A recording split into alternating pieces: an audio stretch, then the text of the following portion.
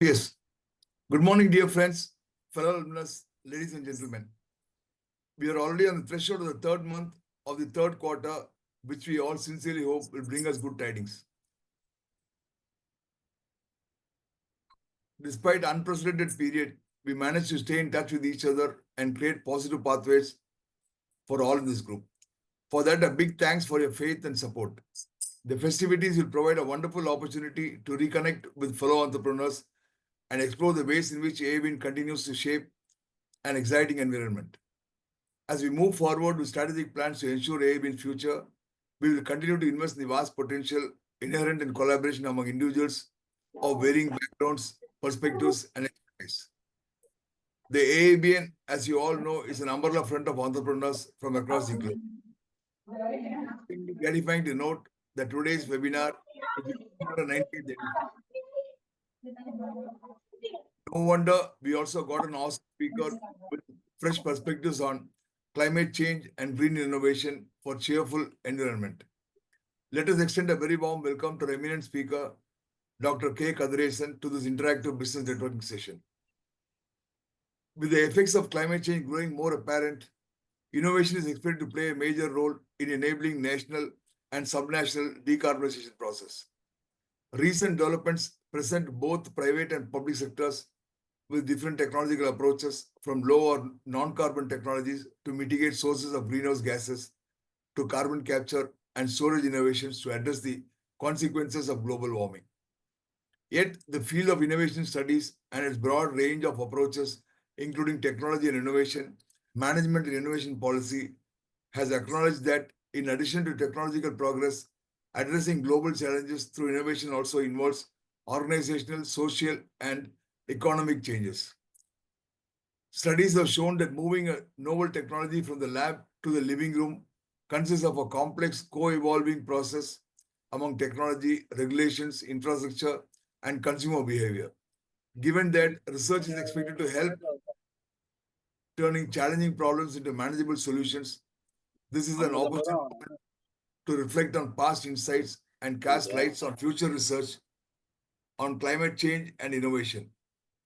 I have the pleasant duty of introducing and welcoming our eminent guest speaker, Dr. K. Kathiresan.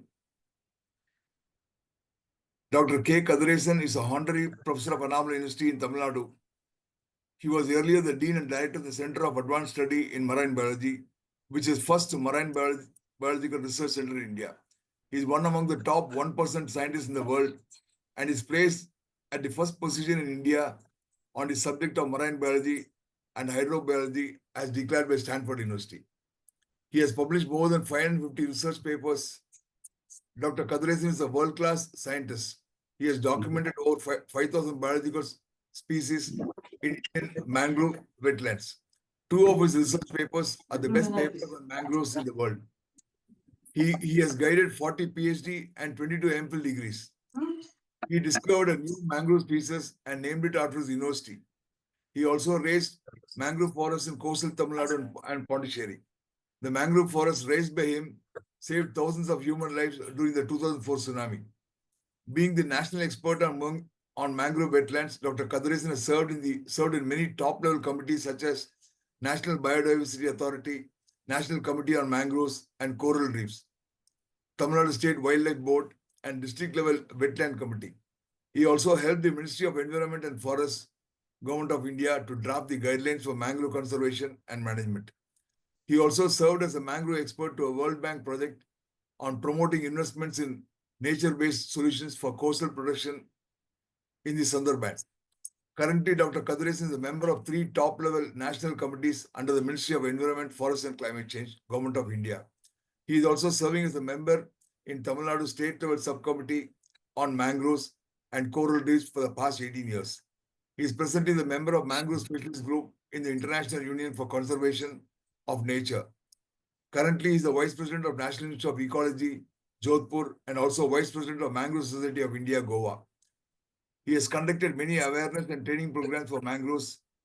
Special mention is to be made on the 15-day international training course conducted by him every year since 2003 for the benefit of about 250 people from 28 countries with the financial assistance of United Nations University and UNESCO.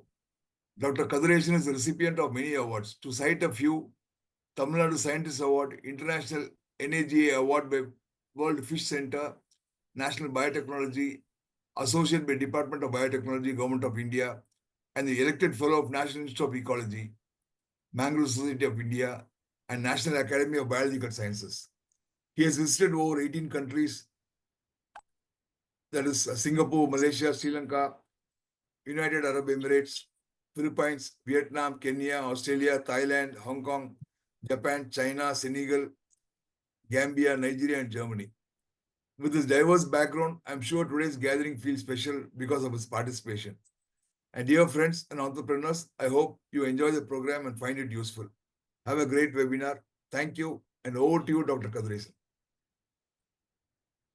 Thank you, Gobi sir, for your nice introduction. Can I share my PowerPoint now? Sure, sir. Please, sir.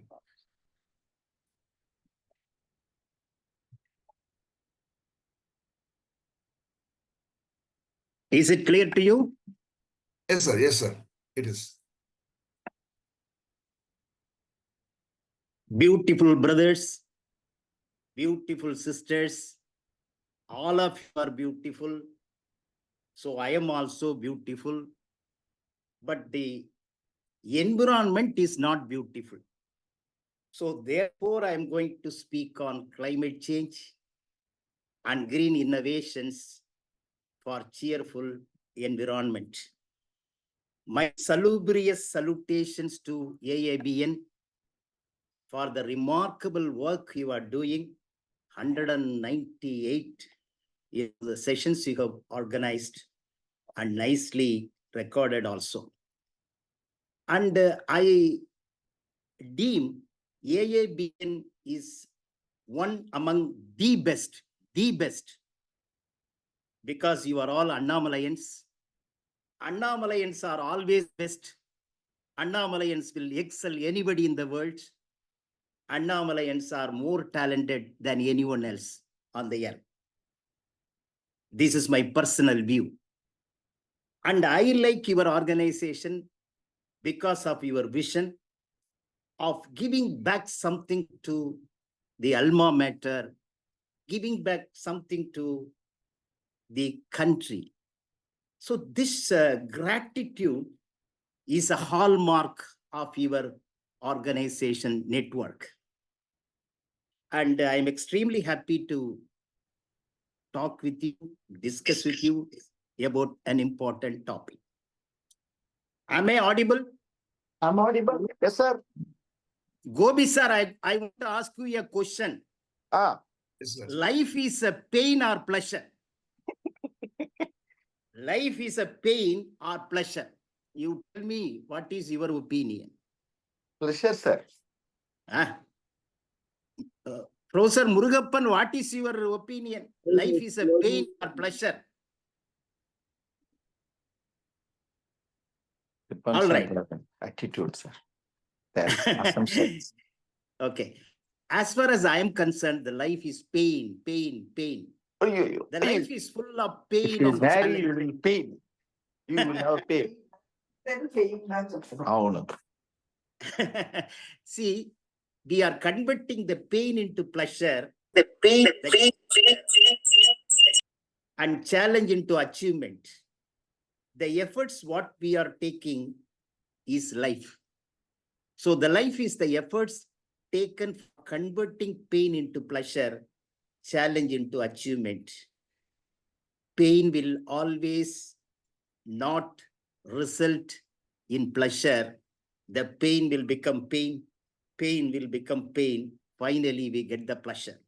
The challenge will not be always in success. It will lead to failure. Failure after failure, repeated efforts will lead to achievement. That is life. So the life is full of pain, and we are converting it into pleasure and achievement in the course of time. The purpose of life, I used to tell my students for the last 40 years, the purpose of life is Jalio Gymkhana. Jalio Gymkhana. Students cannot understand, should not understand. When a teacher is telling some jargon, they should not understand first. This is a motivation. Jalio Gymkhana means, be happy and make others happy. See, celebrate life with cheers. Celebrate life with happiness. A child laughs 200 times a day. A youth laughs 100 times a day. After marriage, if you are experienced, after marriage, the laughter reduced to 20 times a day. Then when we are growing old, no laughter and leading to all sorts of ailments. So the laughter is the lighting system of face, cooling system of heart, charging system of mind. So we forgot to laugh, when we are growing old. This is very unfortunate. So what is very important is we have to celebrate life with cheers. Celebrate life with cheers. 3 things are important: laughing, laughing, laughing. If you laugh, you will get the feel-good hormones secreted in your body. Dance. If you are dancing for 10 minutes every day, the hippocampus region of your brain is enlarged. It is scientifically proved. So dance every day. Clap, clap, clap. So you have 39 acupuncture points. When the acupuncture points of your palm are activated, then your brain is activated, your system is activated, your metabolic activities are, activated. And what happened? You will become cheerful, happy, healthy. So laughing, dancing, clapping. Every day in the morning, you have to practice. I practice. As soon as I get up from the bed, I used to laugh at the face of my wife. Kakabuke, kakabuke, kakabuke, I used to laugh. And then dancing inside the bathroom. Then clapping also inside the bathroom. So these actions can make you happy and cheerful. There are 3 mantras for happiness. No tension in any situation. Is it possible? Very difficult. We should try at the best. No worries. Don't turn difficulties into worries. Is it possible? We should try. Don't turn all your desires into need. Is it possible? We have to try. So if you have 3 mantras for happiness, then you will become happy. The Tibetan proverb says, eat off, walk double, laugh triple, and love without measure. This is the secret to living well and longer. Japanese, even I had been to Okinawa. In Okinawa, mostly the old people are cheerfully living. They have a jargon, arachi bu, arachi bu, arachi bu. Before eating food, after eating food, they say arachi bu, arachi bu. The meaning is your belly should be filled with only 80%, not 100%. But in Tamil also we say Nurunga Tindral Nuru Vayadu. Nurunga Tindral not excessive eating. The proper mincing, grinding of the food with the saliva, that will lead to better digestion and long living. And very recently, Pune Medical Institute has scientifically proved, don't take it as spiritual point of view. This is scientifically proved. If you just, pronounce Vittala, Vittala, Vittala, Vittala, Vittala, this sound will activate the nerve when the tongue is touching in the upper jaw. The nervous system is stimulated, which goes to the heart. So the heart diseases block, everything will be controlled. If you just pronounce this mantra, Vittala, Vittala, Vittala. Not spirituality that is important. Here Yeah, the health आता is, event नुसती Christmas आहे ते काय आहे? तुका video धाडटा पळय.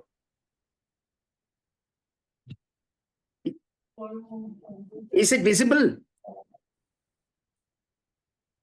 It is, sir. Well, my dear, It is visible, sir. okay. See, again, I want to give you 4 important aspects in life.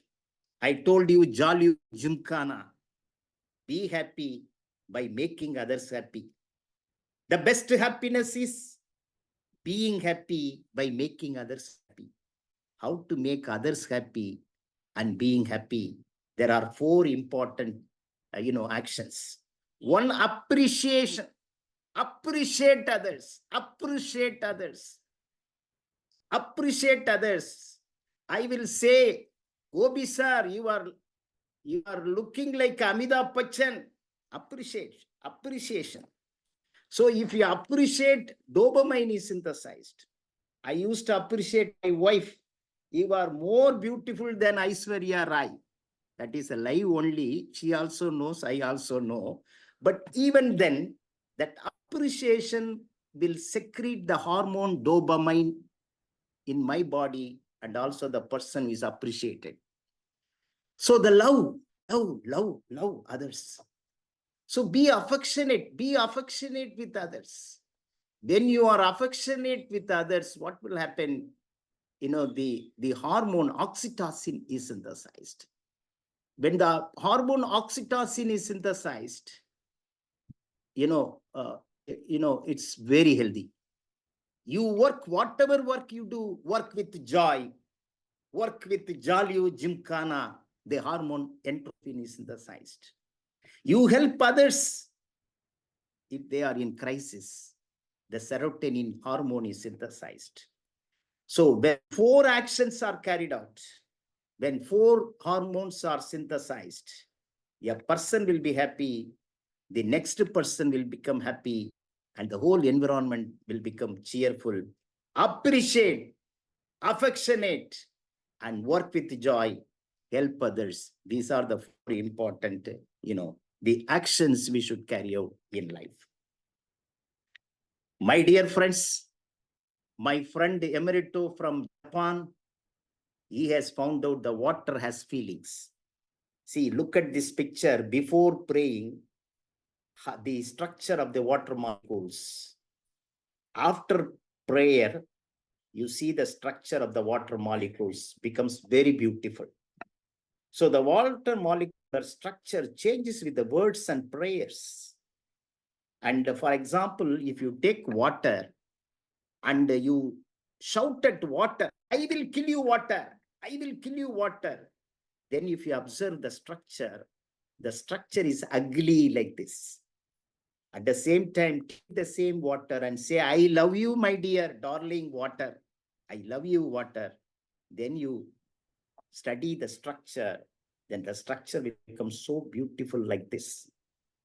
So our human body is made up of 50 to 70% of water.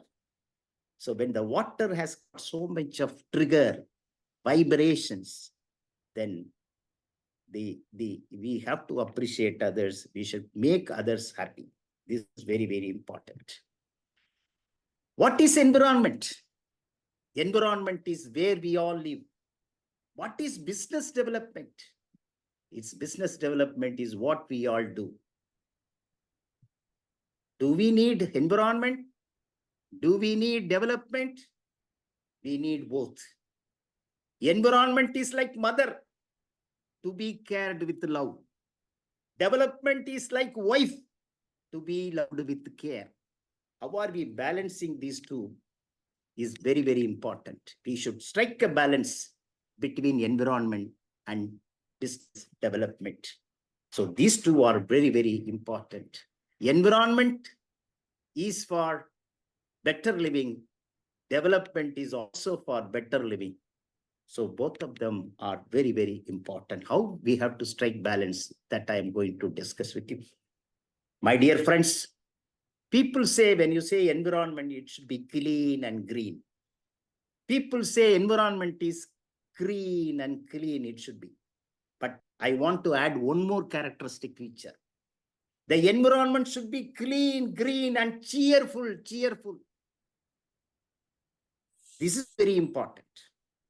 If you take the Environmental Performance Index 2024, India ranks 176th rank out of 180 nations.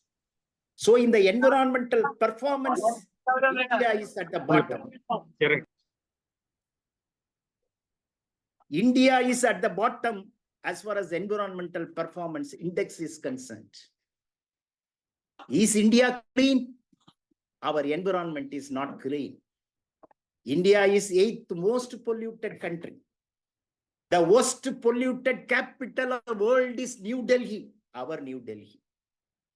No toilet to 19% of the people of this country. 70% of the surface water is unfit for consumption. Particulate matter 2.5 is 10 times greater than the WHO recommended standard. So the environment, Indian environment is not clean. Is it clean, green? No. We are supposed to have 33% forest cover. We have only 21.7% forest cover. Are we cheerful? No. According to United Nations Happiness Index 2024, India's rank is 126 out of 143 nations. And you see China, 60th, Nepal, 93, Pakistan, 108, Myanmar, 118.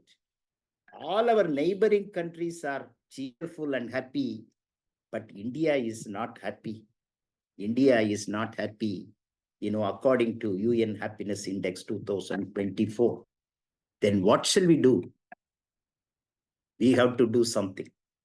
Are you proud of India? Are you proud of India? Nobody can say, no, I am not proud of India. Everyone should say that I am proud of India. Yes, we are proud of India. We should be proud of our country. India is cradle of human race, birthplace of human speech, mother of history, grandmother of science and technology, great-grandmother of culture and civilization, great-grandmother of culture and civilization. And our traditional culture is something remarkable. To worship the forest and trees, sacred gurus. In the country, we have 14,000 sacred gurus, wherein rare plants and animals, medicinal plants are preserved for a longer time. And our traditional culture is to conserve the biodiversity. Whereas the Western world treat the forests and trees for storing carbon dioxide. But India, we are respecting our nature, respecting our forests, trees, biodiversity. You would have forgotten during the Hindu marriages, the tree is worshipped on the stage of marriage.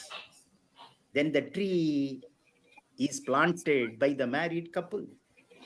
If the tree is growing luxuriant, the couples will become happy. In the same way, Manipur, the newly married couple release a pair of fish into the pond. In India, bamboo cutting is done on 3 days a week. Adadoda vasika, a medicinal plant, is used only on Sundays. Banana is not consumed during the period of Durga Puja. So not only, our culture, this is a secular country. I love the Muslim way of praying. It is a wonderful exercise for human health. And the fasting, remarkable. It is overhauling the system, in that every religion has got wonderful concept of health, happiness. In the same way, when Christians, they are kneeling down, the best exercise for the health. So we are the country respecting all the religions, all the people, irrespective of the caste and creed. And the Vadalur Vallalar says, Vadiya Pairai Kandabodallam Vadine. Whenever I happen to see a wilted crop plant, I am also wilted. What an excellent feeling of our people, great fathers. Our Mahakavi Bharadiyar says, Kakke Kuruvi Engal Jadi, Nil Kadalum Malayum Engal Kuttam. You see, crows and sparrows are belonging to my caste. And the ocean and the mountains are our companions. So this is the way. Earth is our mother. According to other Veda, Atharva Veda, Earth is our mother. In the Constitution of India, Article 51, it shall be the duty of every citizen of India to protect and improve the natural environment, including forests, lakes, rivers, and wildlife, and to have compassion for living creatures. Compassion for living creatures. So this is the fundamental duty of every citizen of this country. It's our concept is remarkable. India is rich in biodiversity and biological wealth. We are number one in human population in the world, 1.4 billion human resources. மண்குவியலாக இருக்கிற மக்கள் தொகை பொன்குவியலாக மாற்றப்பட வேண்டும். The 12% of the world species are present in India. We have more than 1,500 plants endemic to this country. It is present only in India, We have biodiversity hotspots, Himalayas, Western Ghats, Andaman, Nicobar, Northeast India. India is the only country having tiger, leopard, and lion. All the three are present in the country. The tiger, of course, tiger like people, leopard like people, lion like people are also there. But India is the only country having all the three, tiger, leopard, and lion. 70% of the global tigers are present in India. 60% Asiatic elephant, 100% Asiatic lion populations in India. India has 3,000 medicinal plants being used. So much of biological wealth. 70% of the world people are dependent on the herbal medicines. So even though India is biologically rich, tremendous biological wealth, it is not economically rich, Sir, I want to ask you all, even though we are rich in biodiversity, we are poor economically in a comparative term. Can you give some answer for this?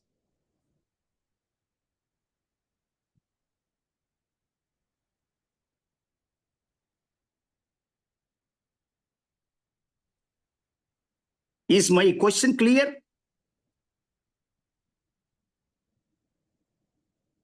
Sir, this is Anand Balaga. Yeah. The biodiversity richness you told about is a Yes. natural wealth, a natural resource, a natural wealth, basically. Yes. Whereas the economic wealth is a misnomer. Economics is a human creation. The financial wealth is temporary, and it can change overnight. The wealth can become a burden in no time because it's entirely dependent on the situations that come. Whereas biodiversity is natural and integral to the Earth's system. The view. Excellent. Yeah. Excellent. I think the Annamalayans are always intelligent in asking questions and answering questions. That way, it's a very good answer. But what I want to say is, we are using the biological wealth. See, the biodiversity is the basis of our food, basis of our fuel, basis of our, shelter, the timber we are getting. So the biodiversity is the basis of our sustenance and the very existence of human being. So therefore, the biological wealth, the way we are utilizing it is not proper. So there is no wise use of biological wealth. There is no sustainable use of biodiversity. So because of that, our economy is not that much. So therefore, the wise use of biodiversity, the sustainable use of biodiversity or biological wealth is very important in our country. Unfortunately, biodiversity is at risk in India. You see, 12% of wild mammals, 3% of birds, and 19% of amphibians living both in land and water, they are, at threat. The Indian trees disappeared 2.07 million hectares since 2000. Honeybees, 20% loss in 10 years in India.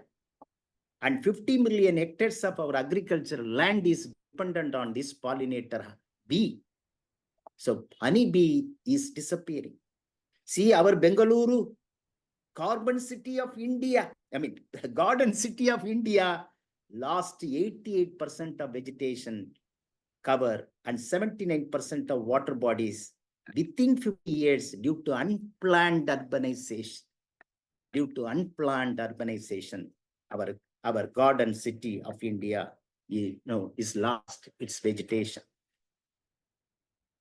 My dear friends, we have to reverse our environment, making it green, clean, and cheerful. Just look at this picture. If you turn like this, single turn and double turn, and the third turn, the same picture will become cheerful. So it is in our hands. The ball is in our court to reverse our environment green, clean, and cheerful. Next is sustainable development goals. When you say sustainable development goals, there are 17 goals to transform our world. So this was proposed in 2015 to be achieved by 2030. To be achieved by 2030. No poverty. Already we have 334 million people are under poverty, highest poverty in our country.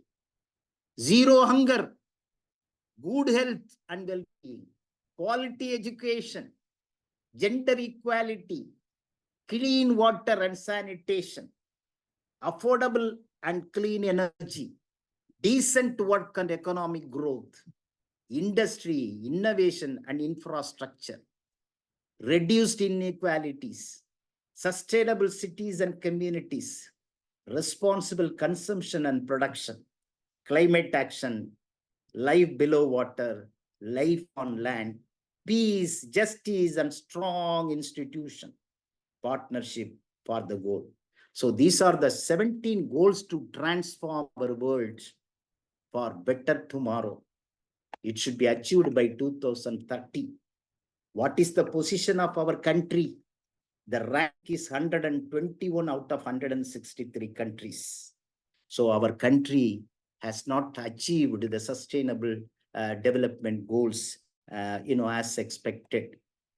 And even the world is failing in delivering the sustainable development promise. If you look at this, only 17% of the countries on track, 18% moderately progressing, and 30% marginal progress, 18% stagnating, and 17% regressing. So therefore, the world is failing to deliver on the sustainable development promise of the world. So what is the reason for this? The reason for this is climate change.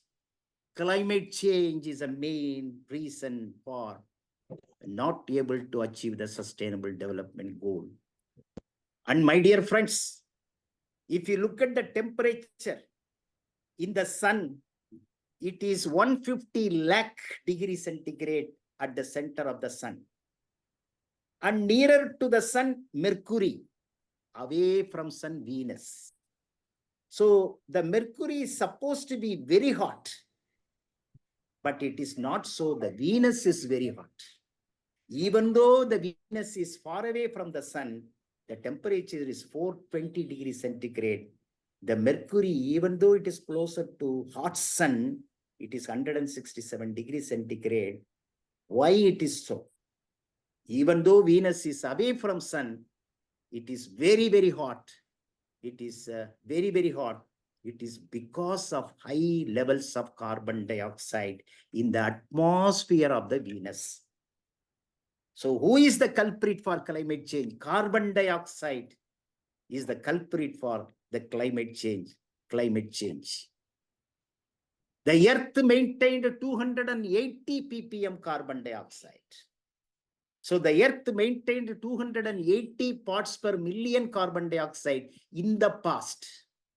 So before industrial, era, due to the balanced carbon cycle, whatever carbon is produced, that carbon will be absorbed by the plants. So this balanced life, the carbon cycle was maintained. The Earth maintained 280 parts per, million carbon dioxide concentration. But due to fossil fuel combustion, the carbon dioxide level increased to 421 ppm today due to the accumulation of carbon dioxide. So if it goes to 600 ppm, no human beings can survive on the earth. So now it is 421 ppm. And this carbon dioxide absorbing the heat and making the earth warming, global warming and climate change is taking place. See, the carbon dioxide, is making the climate change, and the effects are heat waves. So due to the heat, due to the solar radiation, the heat waves are increasing. So July 2024, hottest in the record. And, the Antarctic, the world's largest iceberg, the name is 823A. This is the largest iceberg. By area, it is 4 times greater than Chennai. 4 times greater than Chennai. By weight, it is 1 trillion ton weight. 1 trillion ton weight. This iceberg started, moving, melting. It's going to be a very serious issue. And sea level rise and erosion will become serious problem in the course of time. Storm, cyclone, flood, landslides, drought, and wildfire and whatnot. So these are the climate change effects are occurring. Heat waves is the single largest threat to India. Single largest threat to India is heat waves. See, 18th Times of India, you would have seen this article. See, in Chennai, the nighttime temperature is increasing. Hottest, temperature during the night hours. This is between 2003, 2023, 4 degrees centigrade increased in Chennai during night hours. The next one, Tuticorin, Vellore, 3 degree. Erode, Madurai, Coimbatore, 2.5 degree higher the land surface temperature during night hours. So hottest district in 2021-23, Karur and Chennai, with the land surface temperature above 40 degrees centigrade. So according to Tamil Nadu State Planning Commission latest report. So the day in 38 cities of India, 45 degrees centigrade. Night, it is 36 degrees centigrade. 143 people died due to the heat stroke. 41,789 people suffered due to heat stroke between March to June 2024. 3.4 crore jobless and 8 crore in world become jobless from the heat stress by 2030. So when the heat is there, dehydration, the shell will shrink, the organ will become functionless. Very serious issue in India is heat waves, heat waves, heat waves. So what shall we do? So how can we manage the sun to manage the global warming? So how to reduce the sunlight? Now solar radiation modification, this is the technique. So what we can do is, we can spray sulfur dioxide or diamond dust, 5 million tons per year. If we can spray in the stratosphere, that is 16 to 25 kilometers above the earth.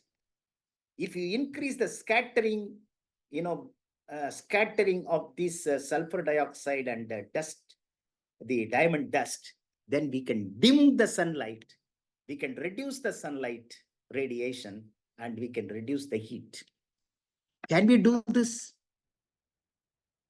Do you accept this technology?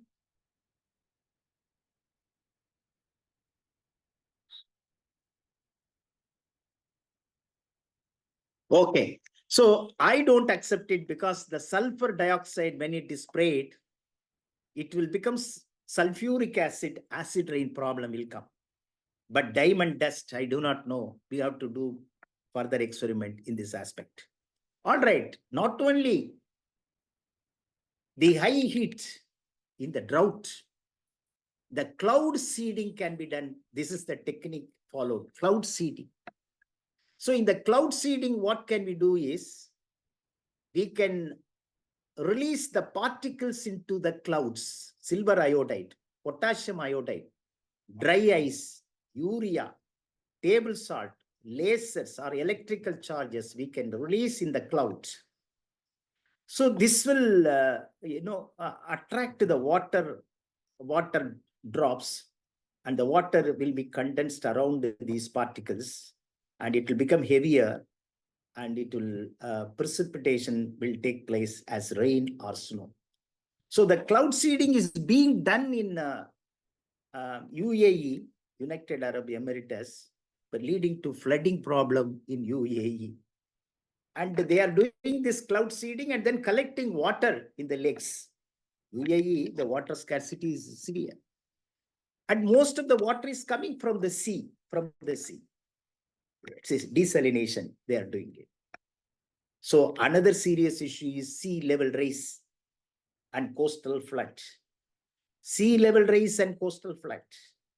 You look at this, the rate of sea level rise has more than doubled over the last 3 decades. The rate of sea level rise has more than doubled over the last 3 decades.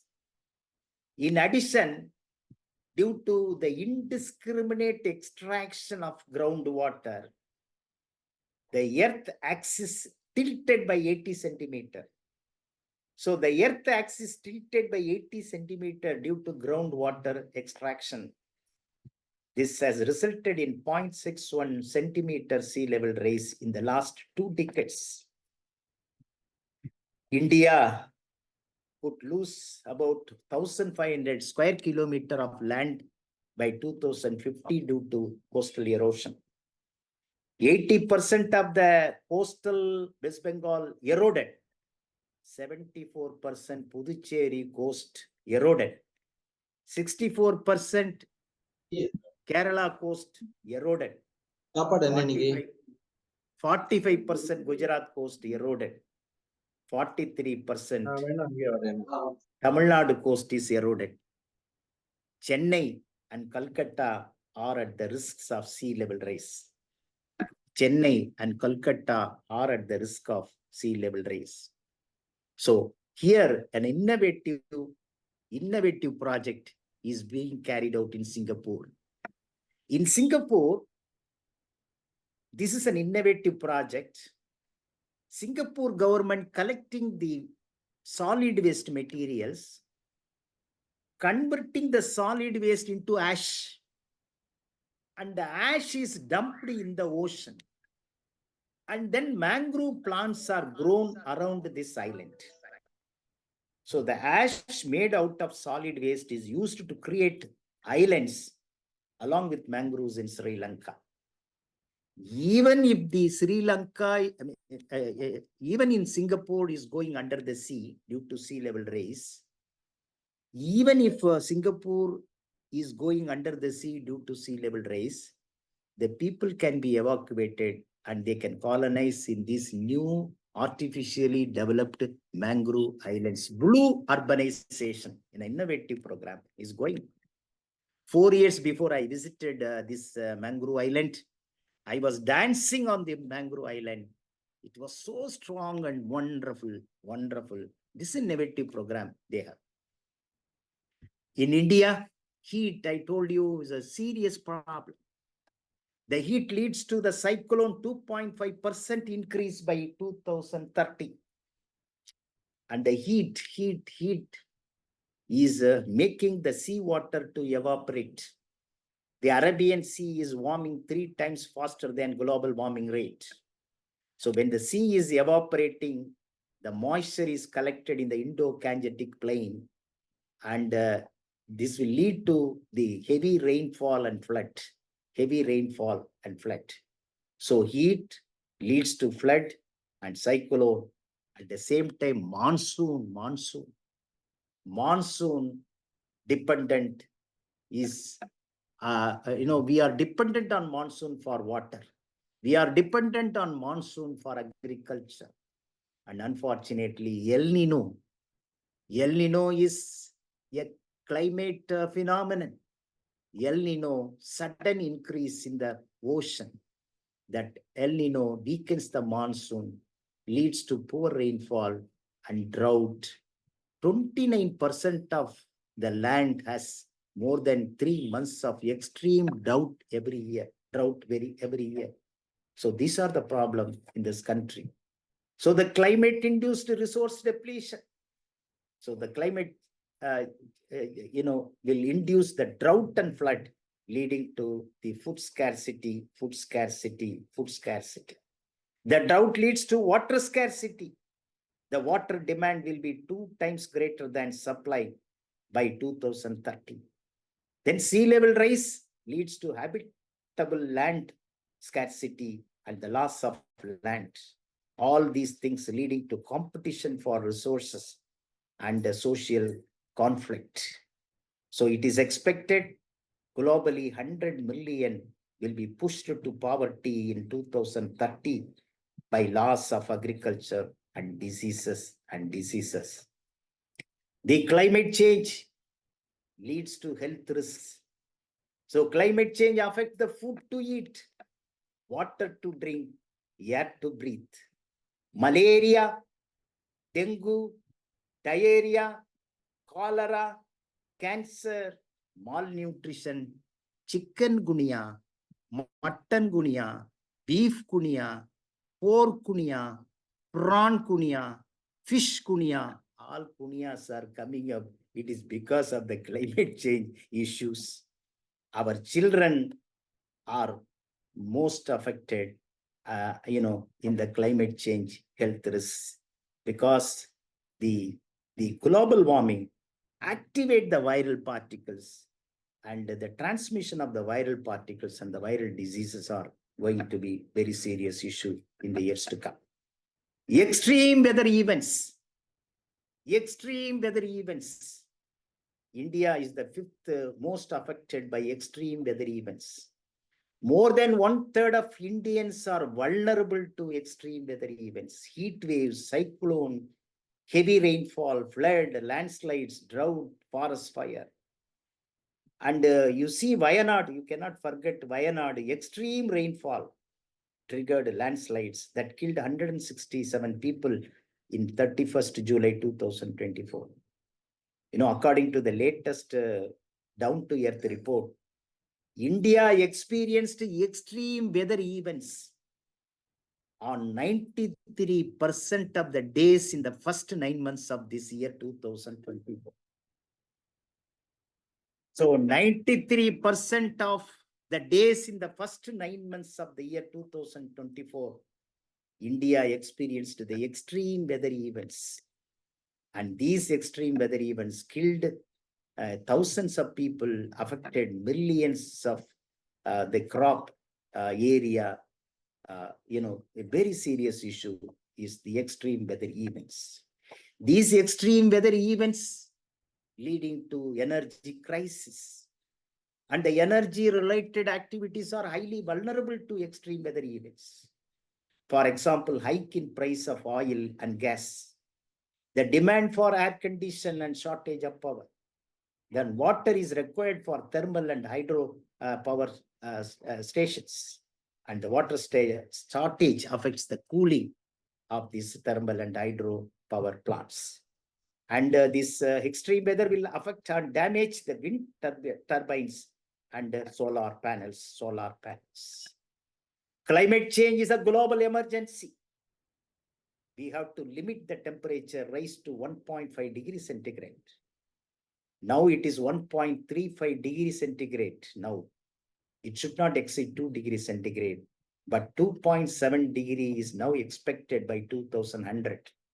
If it happens, the impact will become catastrophic. So we have to safeguard the lives, properties, and environment for the future.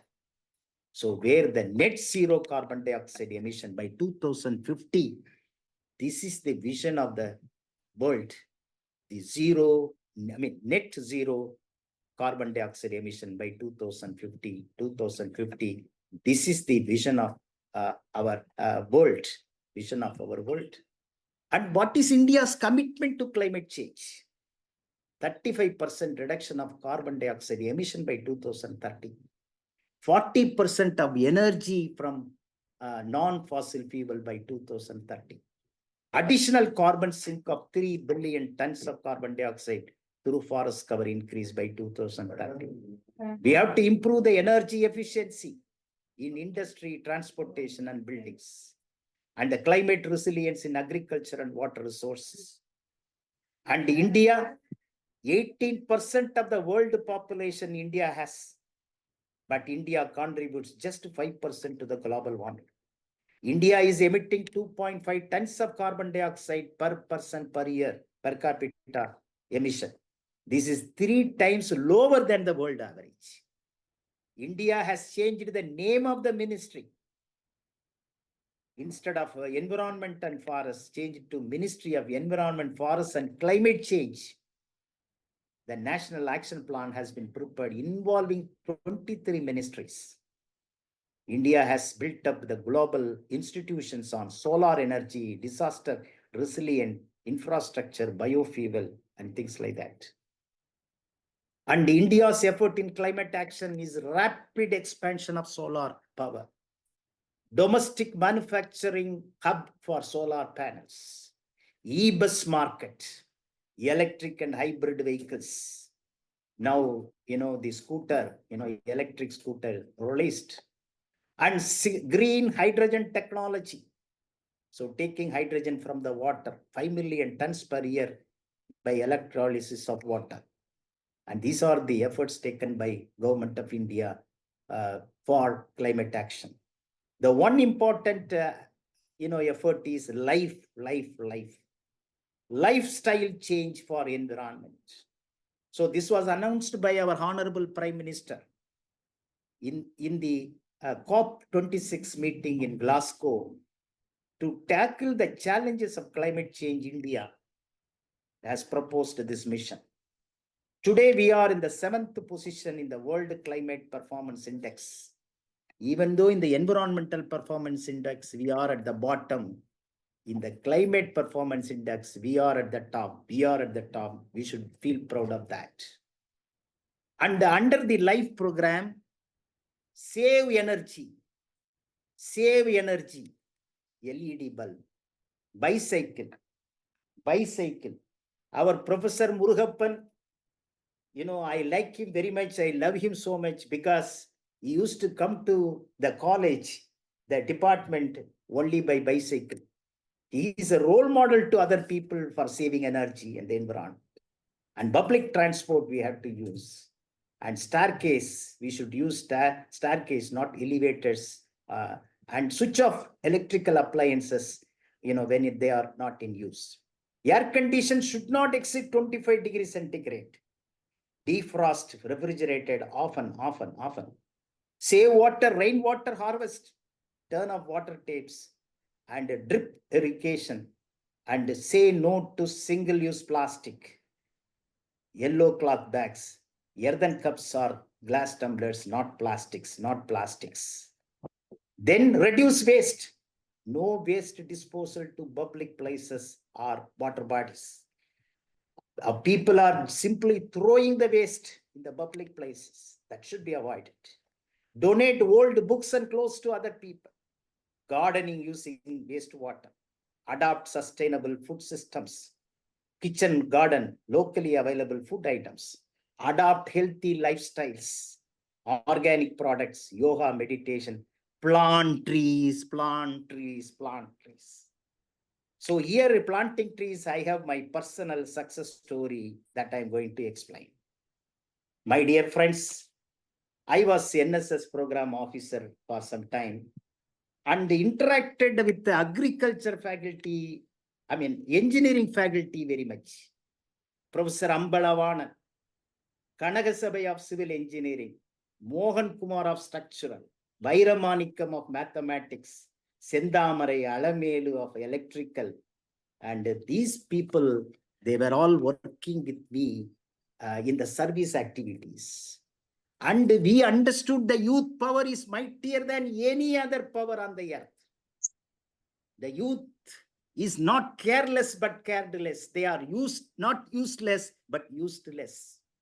The youth power is the greatest power on the earth. India has got the greatest power in this country. When I involved the boys students alone in the mangrove planting work, it was totally a failure. When I involved my girl students, the plantation work was 120 times successful. It is because of the boy students. So one day I took only my boy students to the field shore for mangrove plantation. What happened? The boys were not interested. They broke the seedlings planted. I became angry. I shouted at them. They all ran away. The next day, I took only my girl students to the shore. To my surprise, before we are reaching the shore, a huge crowd was standing in the shore. I surprised. They are all my boy students. I approached them and they all begged me, sorry, sir, yesterday we committed a mistake. Today you provide an opportunity. We will do the plantation, sir. Okay, after all, our own boys. I said, okay, you go ahead with your plantation work. Then the boys are going to the girls. You know, I'm telling 30 years before. The boys are going to the girls. Girls are all with saris. And the boys are going to the girls and telling them, you have sari. And the sari should not be spoiled. And no problem for us. We will do all the plantations by ourselves.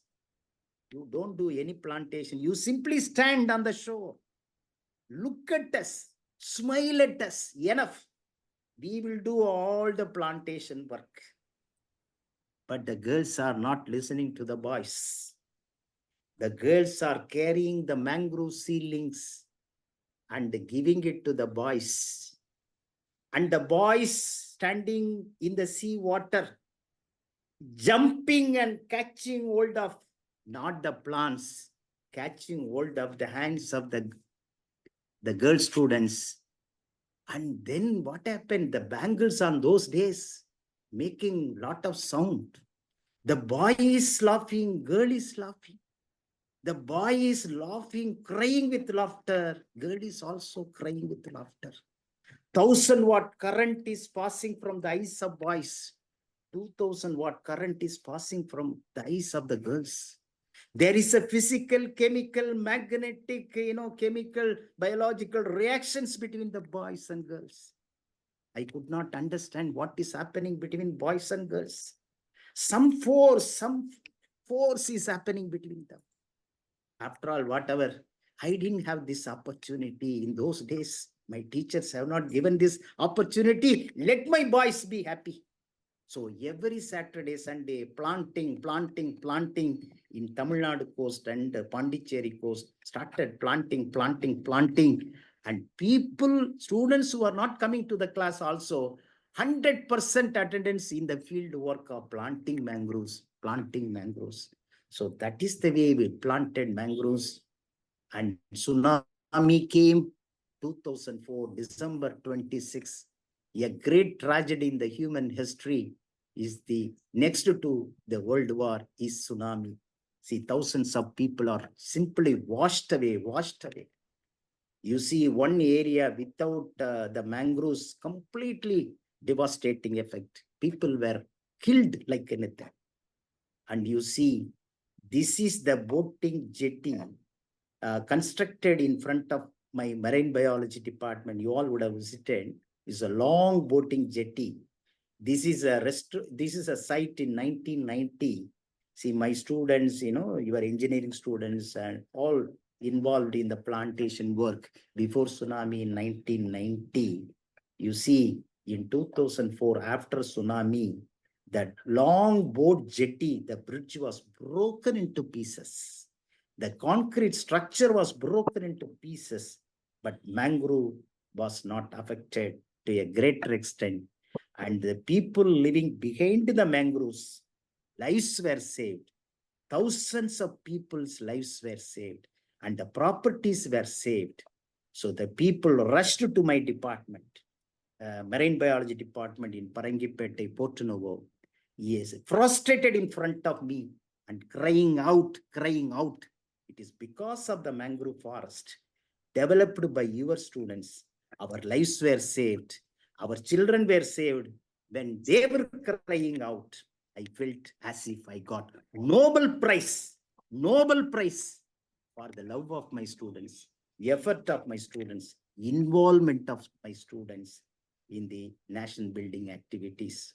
The next catastrophic tsunami is expected by 2036. Before that, I have trained many people, and Annamalai University is the first university in the world to conduct the international training program funded by UNESCO and United Nations University for 15 years continuously. Many of our students are throughout the world as coastal managers, and that way we feel proud of our efforts to the world in conservation. So the next aspect what I am going to deal with is green innovations. Innovations, it's not to see what everyone has seen, but to think what nobody has ever thought of. Just look at the rainwater harvesting. Everybody is having the umbrella, but this fellow is collecting the water in the umbrella and then collecting the water in the tank. So this sort of, innovative ideas we have to develop. We have to encourage the young people to develop. Flooding. See, many times the flooding is a serious problem, and the urban area is more vulnerable than rural areas. And unfortunately, we don't have inadequate, we have inadequate drainage systems, the encroachment of natural drainage and channels. The solid waste and debris can clog the drains and obstruct the flow of water. So this is a very serious problem of flooding. And you see in Assam and Kerala, the house is on the stilt to escape from the flood. So the houses are constructed on the silt. Now what we have to do is we have to develop the sponge cities. We have to develop the sponge cities with abundant natural areas, trees, lakes, and parks. And the Chinese are very good in developing the sponge cities. Unfortunately, my dear friends, our Chennai has lost 88% of land, and 50% of the water body is lost, and 70% of the wetland is lost. And the vegetation cover is lost by 84% in the last 33 years from 1991. So we have to seriously think about developing the sponge cities like Chinese model. We have to develop the sponge cities with abundant natural areas. Of course, some efforts are being taken. Smart power management. 10% of the electricity is wasted by plugged-in devices.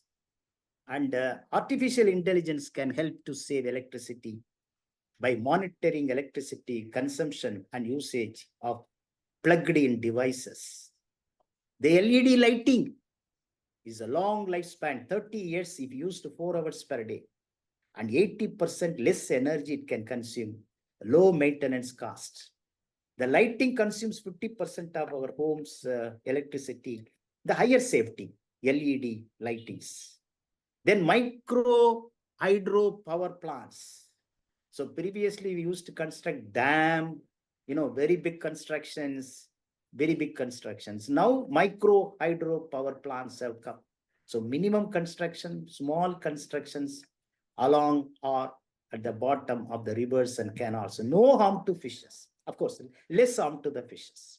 It occupies only less space per generated kilowatt than the solar panels. And biogas. So we can collect the waste, and methane from the organic waste by anaerobic digestion will be released by microorganisms in the absence of oxygen. So this can be used as a cooking gas. Of course, it's being done.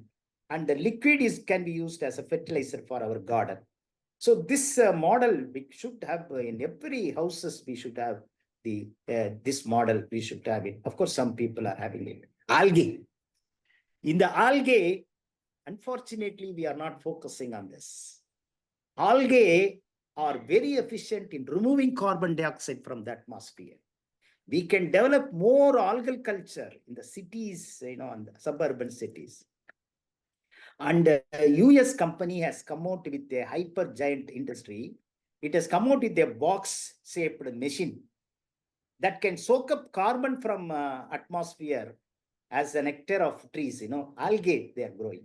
So you can keep this algal chambers in the traffic area, rich in carbon dioxide.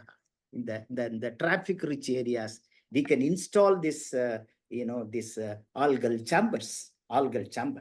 In our laboratory, we extracted the marine microalgae, harvested marine microalgae, and dried them, then added methanol, sulfuric acid, chloroform, heated at 90 degrees, added water. The direct transesterification, we have found the biodiesel conversion. But freshwater algae already, the industries are there, but marine, we need to develop industries for extracting biodiesel from the algae. In the same way, ethanol blended program. Ethanol is a biofuel obtained primarily from sugarcane. So blending this ethanol with petrol reduces the dependence on fossil fuel and helps the environment. Now the government had a set of target 10% ethanol per liter of petrol. So ethanol is blended through a separate pumping and metering machine. But one difficulty is ethanol can absorb moisture from the atmosphere. So dealers say it can cause issues with vehicle engines.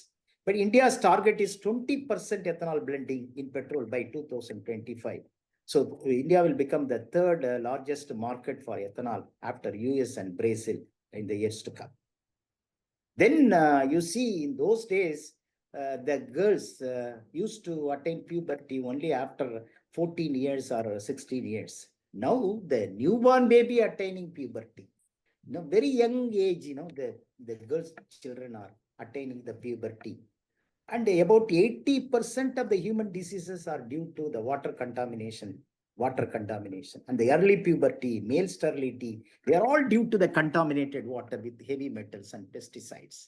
And in our laboratory, we have done, we synthesized nanoparticles, incorporated into the filter, and then we have been successful with this. Then normally, water scarcity is an abnormal problem, growing problem, and we are using membrane for water purification. because membrane purification uses a lot of energy, they are not sustainable. So now recent finding is the protein nanofibrils. These protein nanofibrils can be extracted from milk, egg, bean, silk, and biodegradable materials. And this protein nanofibrils, if it is incorporated in the filter, then the water purification is perfect. So somebody can take up this issue. Then vertical farming and hydroponics. Vertical farming and hydroponics. In the hydroponics, we are growing plants in water or inorganic substrate. No natural light, only LED lighting. And if you combine vertical farming and hydroponics, so about 10% of the water normally necessary for traditional agriculture only used in this system. So hydroponics and vertical farming, it's a boon to the urban areas and suburban areas. Then vertical green wall, designed to purify the water, air in homes and commercial spaces. So this can be largely designed in future. Then eco-friendly toothbrushes. I am using only this type of toothbrushes. And this is a eco-friendly toothbrush made up of wood, bamboo, and other materials. You say the prosopis is a dangerous plant, it should be removed. And those plant wood materials can be used for making this toothbrush, and handle. So now we are using only plastic toothbrushes. It will take 400 years to, degrade. So 99% of our toothbrushes are made up of plastics. And so this is a simple green technology to reduce the plastic waste. So last week I had been to the United Arab Emirates. I was given pen. Then they told me it's a plantable pen. So after writing, if you just insert this pen, what will happen? They put the seed here.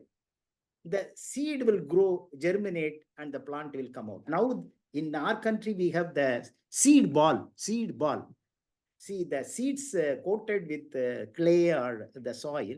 So you can have some seed ball. Whenever you are going by car or something, you can throw off along the water canals. It will grow as a tree.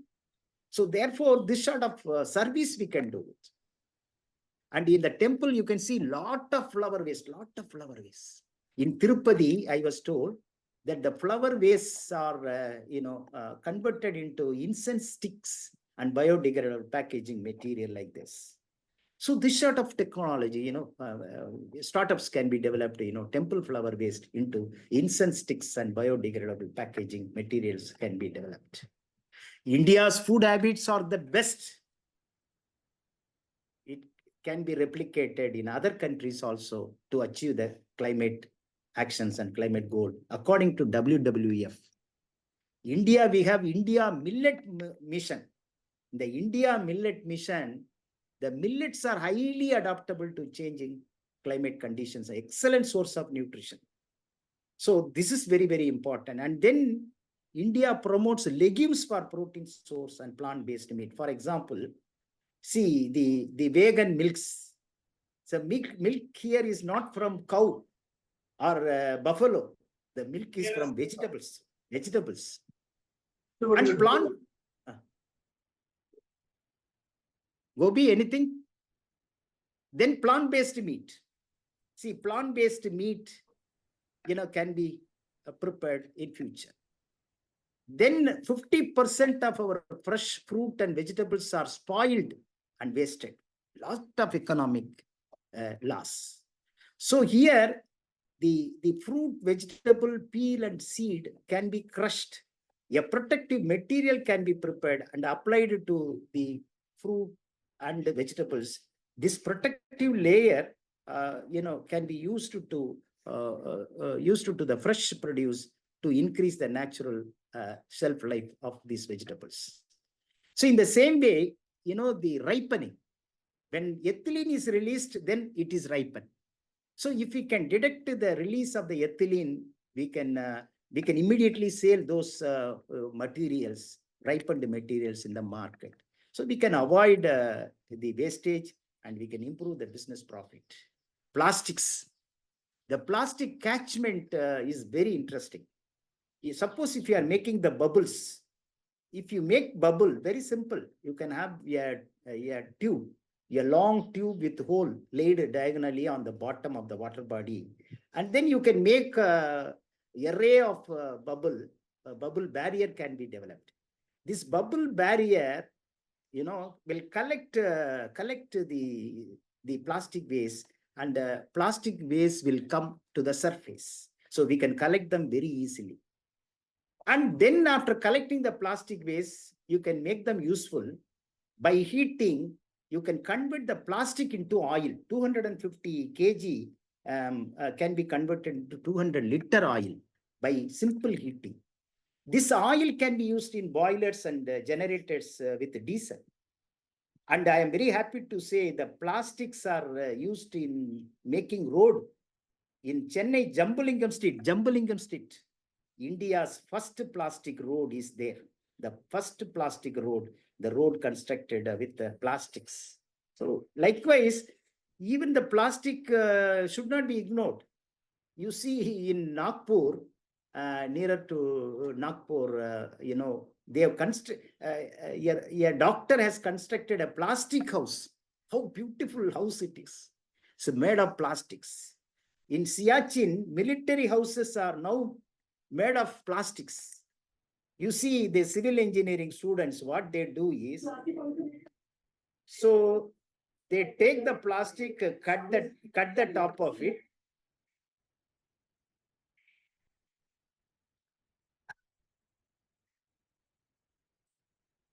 See, they are collecting the waters, the rainwater they are collecting. They are also protecting the plants, and something like that. Innovative ideas, should come. Then sustainable sanitation technology. Now I am very happy to say that waterless urinals and flushing urinals. In the waterless urinals, we can avoid 105 kg of carbon dioxide release per urinal per year can be prevented. Otherwise, the flushing urinal, 105 kg of carbon dioxide per urinal per year is released off. And no water, no blockage in the waterless urinals. Here we have to use 1 lakh liters of water for per urinal per year. And eco-friendly, this is eco-friendly, 98% of reduction in viruses and bacteria, no foul smell, urinal smell. In almost all our, bus stands, you cannot tolerate this foul smell. And this is fully recyclable, and 50% reduction in the running cost, the waterless urinals. But thanks to the IIT and Samudyoga based Chakra, they extract 90% water from urine. They collect urine and extract water 90%. So from 1000 liter urine, 850 water they harvest and 100 liter ammonia. And the recovered water is sent back to the toilet for flushing and gardening, and ammonia is sold, and the money is used to develop community toilets. So like that, the innovative ideas can be developed. The indigenous material can be used in the sanitary pads. Banana stem, sugarcane, bicas, and water hyacinth, jute, and bamboo, the sanitary pads. And my dear friends, I want to tell you the green innovation is very much required for the country for development of environment-friendly new products, process, or technologies that will definitely have less environmental adverse impact and competitive advantage, the cost saving, and the image building of the corporate or industrial sector. At the same time, another important area is green human resource management. Green human resource management. The environmental management strategies ought to be incorporated in the traditional human resource practices. See, even during that recruitment, you should recruit the person with the environmental consciousness, responsibility, and awareness. You train them in the environmental consciousness. and performance evaluation based on the environment as a metric, you can have it. Then employee engagement in energy saving and cycling. This is very important. We should involve the employees in the energy saving and cycling. So if you have the green human resource management and green innovation, you can achieve the sustainable business with ecological and economic benefits. And thanks to Government of India to propose two important aspects. One is green credit program. See, the purpose of this green credit program is incentivizing the environmental actions. My student is coming and asking me, sir, I am planting a tree, but I am not getting anything. No pocket money I am getting. Why should I plant tree? So incentivizing the environmental action is very important. Thanks to Government of India proposing the scheme Green Credit Program. So according to this program, if you plant one tree, if you grow one tree, so one credit will be given. But the 1 hectare, you must have the minimum of 1,100 trees. So you will get 1,100 credit, green credit, you will get it. Then you can sell it in the domestic market. This tradable certificates can be sold in the domestic market. We can earn money out of this. Then Eco-Mark scheme, the Government of India has given, the promoting the eco-friendly and consumer-friendly business products. And this is proposed last October, by Government of India. So this green credit and the Eco-Mark schemes, should be understood properly. My dear friends, air is unbreathable. Heat is unbearable. The era of global warming has ended. The era of global boiling has arrived. According to United Nations Secretary General, 90% loss of global economy in the next 25 years due to climate change. And the earth is crossing the extreme climate disasters. You see, human population, every day 2 lakh people are born. And the fossil fuel consumption still 14 times greater than non-fossil energy. And the tree cover is disappearing. Last week, our Minister for Environment, Government of India released a report stating that Western Ghats in India during 21 to 23, the area is disappearing, declining. And 16 climate disasters within 10 months in the world from November 23 to August 24. And the global temperature is rising and the ocean heating and acidity is increasing. These are all the signs that Earth is crossing the extreme climate disaster. So in this context, being a marine biologist, I would like to say the ocean can provide the potential natural solution. The ocean can provide the better solution. The ocean is the largest carbon sink on the earth, storing 93% of carbon dioxide. It is removing 30% of carbon dioxide emitted every year. And this potential is now reduced by global warming. And February 2024, hottest record for sea surface temperature. Another shocking news I am telling you. Please careful, don't get any hot problem. Very shocking news I am going to tell you now. The shocking news is this. 93% of the heat on the earth, 93% of the heat on the earth is absorbed by the ocean. But unfortunately, this action is prevented or may be collapsed by 2025 onwards. So within a year or two, this process of absorbing heat by the ocean is going to be affected, leading to the rapid temperature rise. This was never expected in this century. Normally, the Pacific Ocean will be heated and the water will become lighter and the seawater will go to the Indian Ocean and then Atlantic. Atlantic area is very, very cool. So what happened? It will go down the water will go down, it will sink, and again go back to the Pacific Ocean. So this cycle is going to be collapsed by 2025 onwards because of the climate change, leading to the rapid temperature rise. My dear friends, I am taking you to Chidambaram now because the first person from time immemorial demonstrated climate change is none other than Lord Nataraja from Chidambaram. Lord Nataraja from Chidambaram was the first person to demonstrate climate change. Look at the stature. Look at the statue. He is holding the fire, and you can see lot of fire around him. Lot of fire around him. Fire. Sir, I think the slide Indicating- is not moving. Slide moving, not moving. Yes, sir, not moving, sir. Oh God. Then again I will close it and share it. Sure, sir, sure, sir.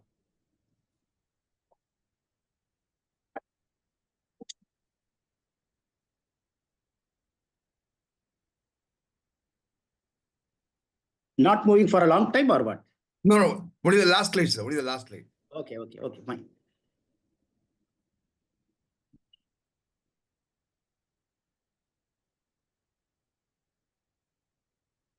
See, Lord Nataraja Yes, sir. from Chidambaram, where our university is located, is the first person to demonstrate climate change. Look at him. Look at the statue. Not I am talking in terms of spirituality. I am talking in terms of science. See, he is holding the fire. The lot of fires around the statue, indicating global warming, fire everywhere. And what is happening? You see a person under his feet is struggling, suffering, crying. So the global warming will lead to human sufferings, he is indicating. What shall we do? Lord Nataraja says, stop carbon dioxide emission.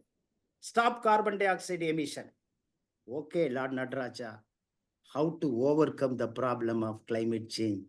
He says, adaptation to climate change. Dance with the tune of climate change. Dance to the tune of climate change, adaptation. Nataraja, what is the alternate step? Don't worry. You grow green wall-like structure around. You grow green wall-like structure around to mitigate climate change, mitigation. Lord Nataraja, when you say green wall-like structure, what forest I can develop? He is giving an answer. Mangroves. Because mangrove species is worshipped in Lord Nataraja temple in Chidambaram as Thalabhriksham, indicating that you plant mangroves and you will overcome the climate change issue. It's not a spirituality. You can see the science from the land of Chidambaram. This is the uniqueness of Chidambaram and the uniqueness of Chidambaram. Now we scientifically proved that the mangrove forest is 5 times greater than any other forest on the earth to remove carbon dioxide from the atmosphere. And it's a natural-based solution to the climate global warming. And now the carbon credit. Is it now moving? Yes, sir. Is now the carbon credit world over? All the people are talking about carbon credit. So if you can store 1 ton of carbon dioxide in the form of a forest, then 1 carbon credit. Okay. Or if you can prevent the release of 1 ton carbon dioxide, preventing the deforestation, 1 carbon credit. So now the whole world is looking at the carbon credit, for the future. The mangroves, no forest fire. And because of this mangrove forest, our Chidambaram never affected by any climatic disasters. So mangroves are the green sentinels of coast, natural coastal defense force, and high a marvel of nature, ecological wonder, scenic splendor. I love mangroves more than my wife. I love mangroves. Don't think this is my wife. This is not my wife. Anyway, I had my honeymoon trip in Pichavaram mangrove forest. So I have a long association with this mangroves. Can you identify this animal? Dinosaur. The dinosaur and mangroves were born at the same time, but dinosaur disappeared. Mangroves are still surviving. It is because of remarkable adaptations. The mangroves are drinking seawater as Pepsi, Coca-Cola, Kalimark, and separating the salts, and the salts are vomited out on the leaves. Look at the salt crystals on the leaves. And this is a unique feature of mangroves. And they have filter system also. Excessive salts are removed. So based on this biology, and the Japanese developed a technology for converting the seawater into sweet water, drinking water. So Okinawa has got the largest desalination plant based on mangroves, I visited Okinawa to see the gadgets, how they developed the technique, the gadgets. Can you identify where I am standing? So yes, you can identify. You can see the only person looking at the camera is none other than myself. This is the characteristic feature of an Indian. If you want to identify an Indian among the foreigners, you simply flash your camera. Whoever is looking at your camera, he must be an Indian, because Indians are very photogenic and beautiful people. You see that this is a characteristic feature of Indian. And not only, Indian buffalo you take. See, when I open my camera, buffalo is laughing. I'm smiling, because it is an Indian buffalo. These are all the characteristic feature of our Indians. Just look at this picture. You see, this is animal, how it is adapted. Just look at this animal, it's a crab. In the crab is making a mud cap. You see the diameter and the rounded structure, no compass, nothing. So without anything, they are making a very beautiful rounded mud cap and going to the burrow and closing it. How nicely they are doing it, because the flood is going to come. In order to escape from the flood, they have a beautiful mechanism. What a great engineers these crabs are. Wonderful engineers are these crabs found in the mangrove waters. Just look at another animal. You see the adaptation of this animal. This is called octopus. Octopus. We say we human beings are most intelligent, but look at this animal. Is highly intelligent in changing color within fraction of seconds based upon the substrate. So based on the substrate, it changes its color within fraction of second, the quick decision making, very quick decision making. So if you want to see the paradise, you dive in the ocean and look at the paradise. Okay. So these are all the adaptations. And look at another feature, my dear friends, coastal protection.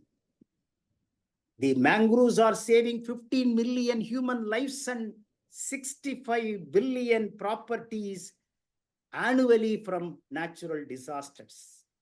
Just look at it when, the waves are coming and the waves are prevented by the mangroves. If no mangroves, simply they will go inside the coastal area. The people are washed off. Okay. Next, you see this. How the waves, when the sea waves are passed through mangrove forest or mangrove trees, the wave is completely reduced. If you have 30 trees in 100-meter square area, it will reduce 90% of the wave action. 90% of the wave action will be reduced. So that way, the mangroves are very important. Where the engineers and biologists or engineers and ecologists should marry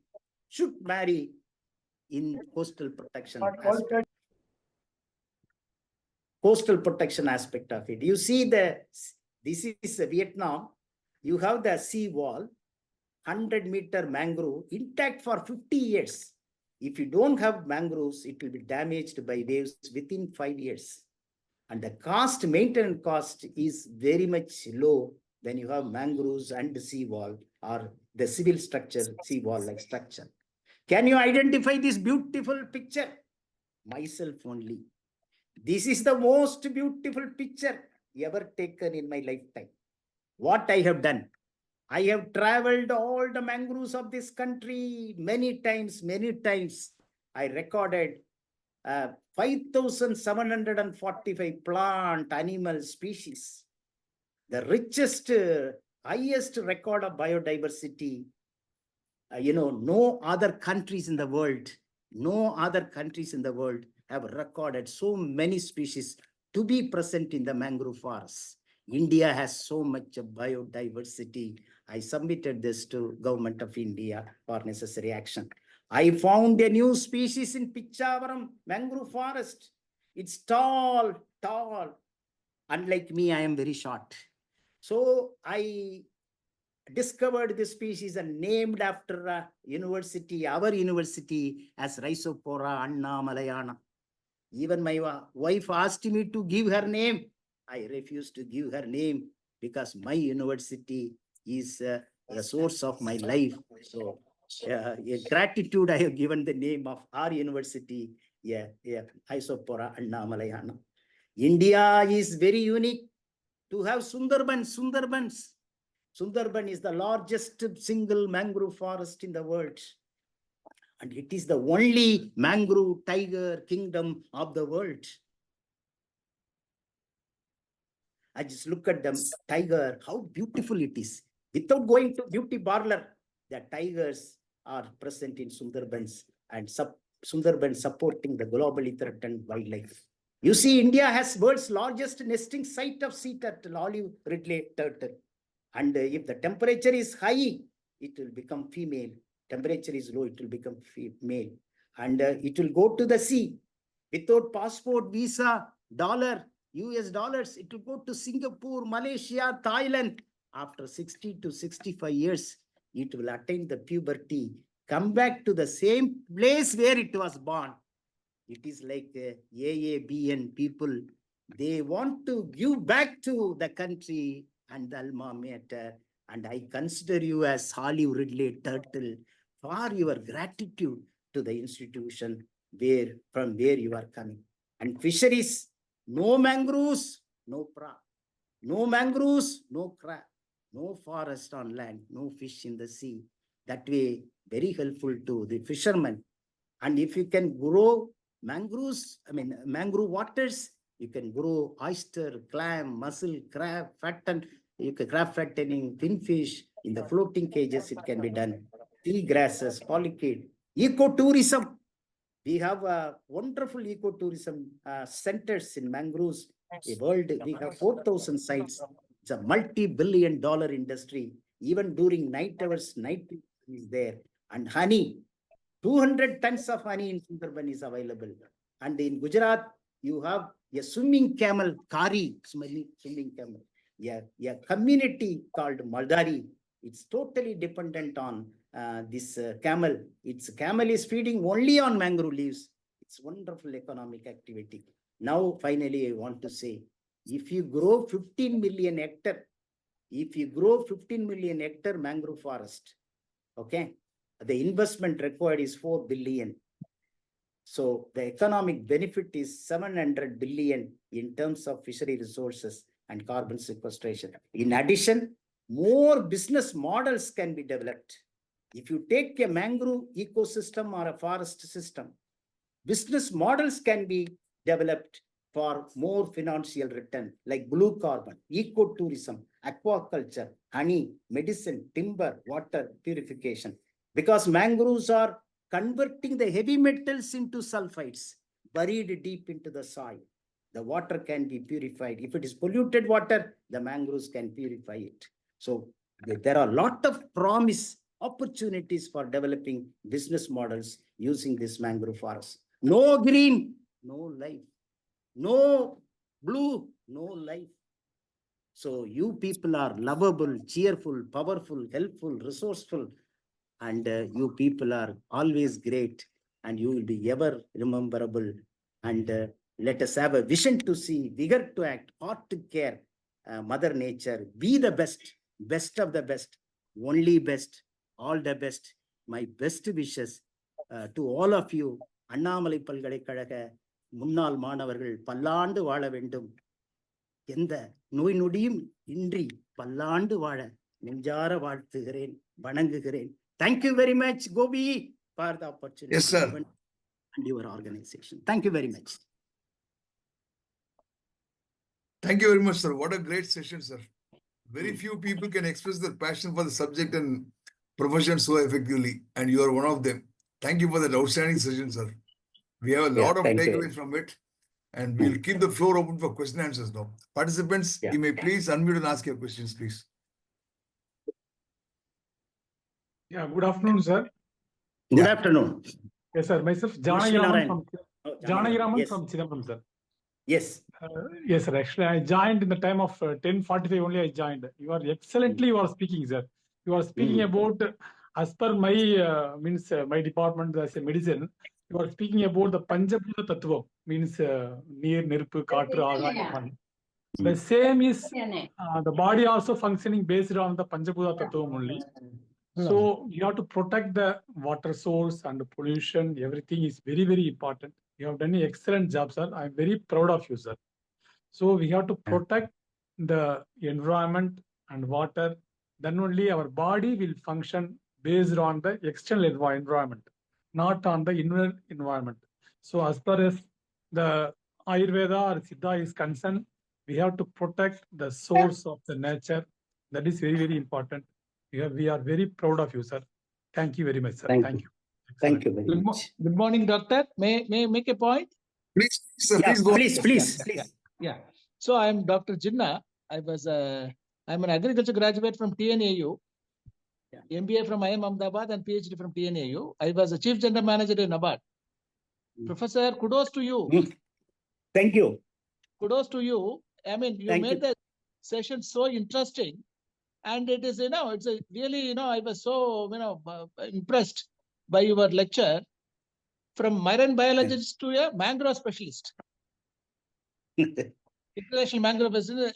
Okay. So I think the way in which you impressed me not only as a climate scientist, but also as a spiritual scientist.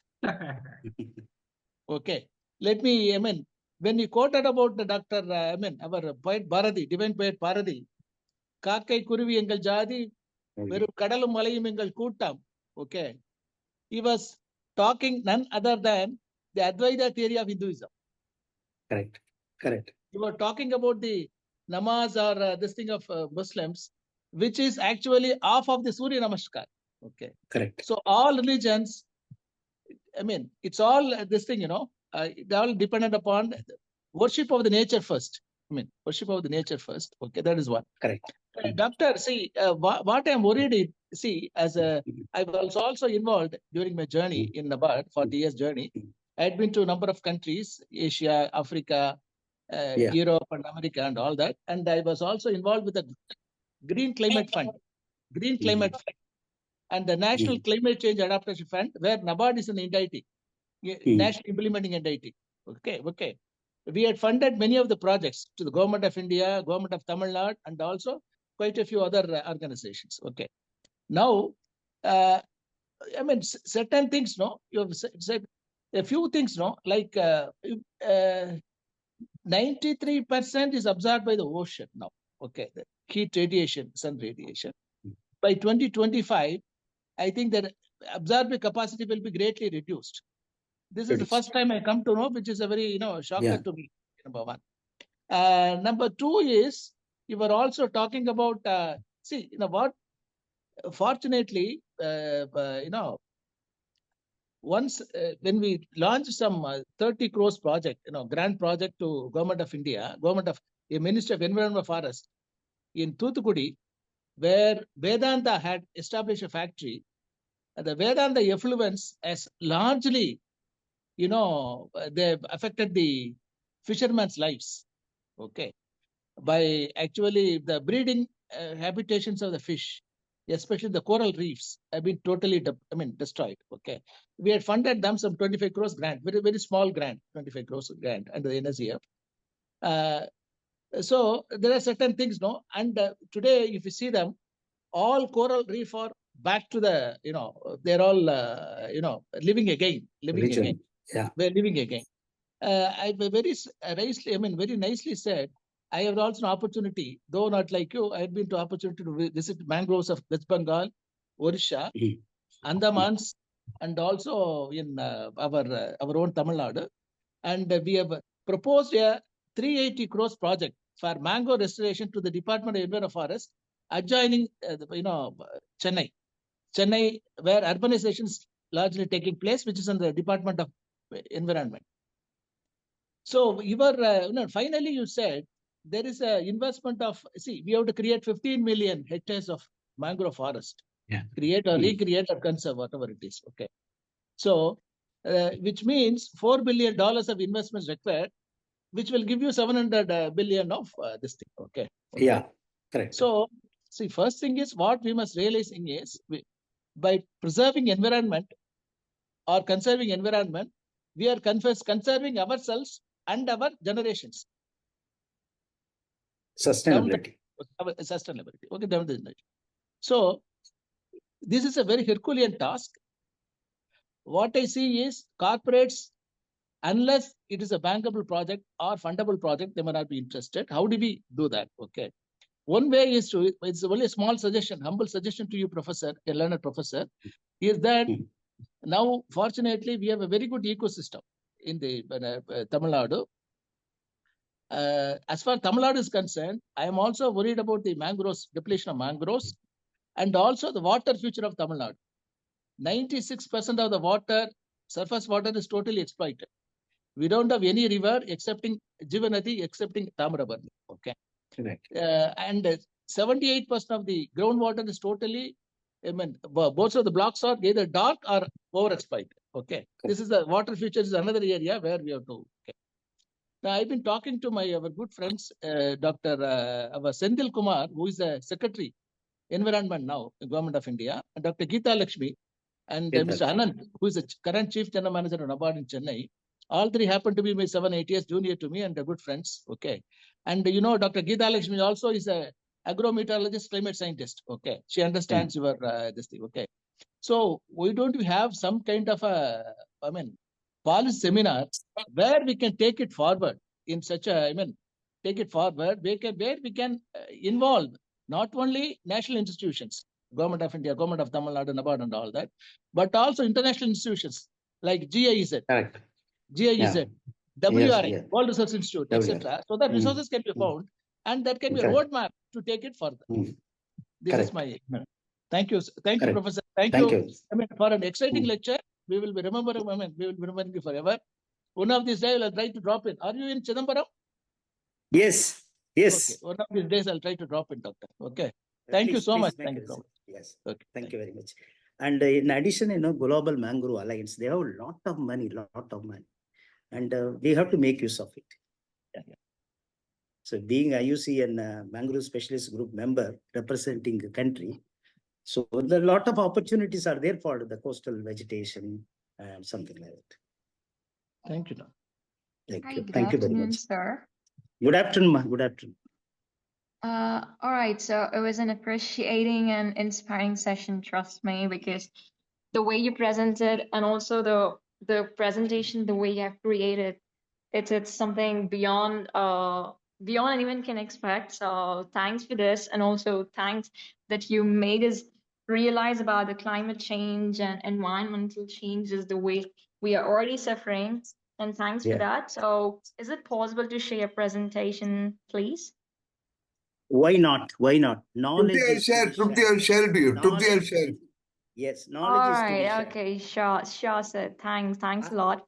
And I already sent my I was PPT really presentation to Dr. Gobi. sure, sir. Yeah. Thanks. Mm. All Thank right. Sure, sir. Thank you. Thank you. Mm. Thanks. Thank Sir, you. Gobi sir, good afternoon. Ramdas sir, please go on, sir. Yeah. Sir, my name is Ramdas. I am core environmentalist. On sustainability, Very today good. I have really gone to an extent that we have taken the sustainability to the reach to the common people. It's an excellent presentation. This is the day, this is the order of the day. We need to educate, we need to bring the people to our level of understanding. You have done an excellent job, sir. No questions. Thank you. Thank you. Each and every aspect you have covered. What do you need for sustainability or the ESG or the goals? We, as an industry person, we were talking in different perspectives. You know that. Thank you. We talk it in a very big terms. But what Yeah. today you talked made me to realize that the way you have, if I have to reach the common people, I have to make a presentation like you. Not we are doing now, I am doing a lot of ESG classes for multinationals. Sir. It's a totally different kind of presentation, but your kind of presentation is very simple and very, very knowledgeable. It will definitely reach through the people. Gobi sir, thank you for you have arranged a very, very excellent session, and kudos to Dr. Kathiresan sir. Definitely I'll meet you one day. Thank you. Because Please. I am one of the very, Mr. Gobi knows me. I am very fond of environment. Close the Correct. chapter. Excellent. Sir, Mr. Excellent. Ramdas belongs to the 1976 batch of chemical engineering from Annamalai, sir. Oh, chemical. Excellent. Ramdas sir, it's not the information, but the inspiration is very important. Sir, not So only we have that, to inspire the young people. I am going through lot of changes, lot of things, Yes, because industry has to move forward. Exactly. As an microbiology, I mean, whatever the marine biologist, what you have done is an excellent job. Yeah. You have covered all aspects of sustainability Correct. in a very simple terms. Okay. Yes. Thank you, Gobi sir. Thank you. And Thank you, sir. Thank you. Thank you. So Mr. good Mullu? afternoon. Yeah, good afternoon, sir. I take Please. this opportunity to sincerely thank our professor for the ever scintillating lecture. So we used to listen to a lot to him when he was in service. So we miss him a lot, and after a gap, it is re-energizing. It is very much re-energizing to us. And thank you. So I have no words to praise the lecture given by our professor. Thank you. Thank you. Thank you, sir. Thank you. Suresh, MS? Suresh, Yes, MS? sir. Yes, sir. Yes, sir. Yeah, please go on, sir. Yeah. Good afternoon, Professor. Good afternoon. What a wonderful presentation. We have been, Claribel and myself, we have been talking all about you all the time. And today is the time we could interact with you. And I was thinking of many questions. And before I could ask you, you have touched that subject. So almost we have covered it. But my question is, you have touched, since you are from Chidambaram and you have given an example of Chidambaram Center, I take Tamil Nadu as, as Tamil land divisions like Kurji, Mullai, Mardam, Neidal, Palai. You have touched Neidal. And I am basically a former UN official. Correct. And we have been working on health as well as in environment and disaster management, ecology-based disaster management. We call it now. Earlier it was only disaster management. And even we don't call it disaster management, we call it as disaster risk reduction, because management is Risk not reduction. so management is not possible. It's a huge area. So then at least we could reduce the risk. That's what we have been talking about. So now the strategy is converted into DRR, disaster risk reduction. And now it's one more step ahead. It has gone into ecology-based disaster risk reduction, where we include environment also. So we'll be very happy if you can take one more session, not immediately, some other time, on Kurinji, Mullai, and Vayalum, Mardam. Mardam. You have touched Neidal. Palai, of course, okay, maybe a little. Of course, Palai also, a lot of species are there. That's wonderful. Correct. Another hidden resource. We think Palai is the Palai Vanam, but Palai has got so much of resources, wonderful resources. And I was so surprised when I watched a movie on desert. That's fine. Correct. So that's one thing. Number two, we are working on refugee health and refugee movement of this thing. So in international humanitarian policy, how this climate change is going to place, a major change in the migration of people due to war. Now see the Israel war is going on, Ukraine raid is going on. People are moving from one place to another place. So maybe the refugees may carry some kind of disease to the host country, or the host country may have some disease which the refugees may become vulnerable. And yesterday I was seeing one disease newly. It's an outbreak happening in Uganda. It's called dancing. Something like that. So you cannot stand. Yeah. The legs will be keep on fumbling, and that's called dancing. Some name they are given. So that's been now outbreak. We don't know. That's because of, they say, because of some kind of a climate change issue. So a lot of things are happening. So you have touched elaborately, exclusively on Neithal. So we'll be very happy next with வயலும் வயல் சார்ந்த இடம், காடும் காடு சார்ந்த இடம், மலை மலை சார்ந்த. This 3. So then what we can do is we can plan about manuals of disaster management preparedness and mitigation. Especially the landslides are very common in now Ooty and Wayanad. So now we are getting, recently I have finished one manual on human health and climate change, which is going to be released, or again the Annamalai University alumni or finance minister is going to release that. Luckily, he is the environment minister. That's another beauty. He is from our correct. So He's a batch, sir. Yeah. He is our good friend. So he is going to release in February. And so one more thing is coming up in February. Maybe I'll invite you. Sure. Multinations are not multinational. Government, public sector undertaking, they are coming out with. That's what I want to touch. Already you have touched it. That human. That green HR. I published a paper last year on green HR. While recruiting itself, the people, when they enter, they should have the values. And that is noticed by one of the public sector undertaking HR manager. He called me and he said, we should have a national seminar, sir. You should moderate. I was thinking of whom to invite, because there should be somebody who knows about it. So I have you, so I can meet you sometime and then I can invite you in person. That's going to be near to your place, ONGC.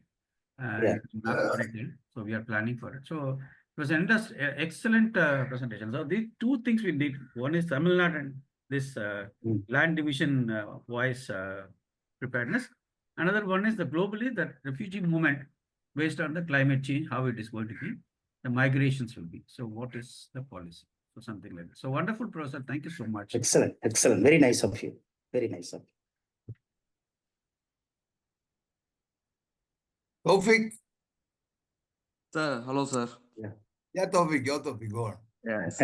Sir, as a layman question, whether this mangroves can be grown up in any seashore, or you need a particular areas where you have a backwaters kind of thing?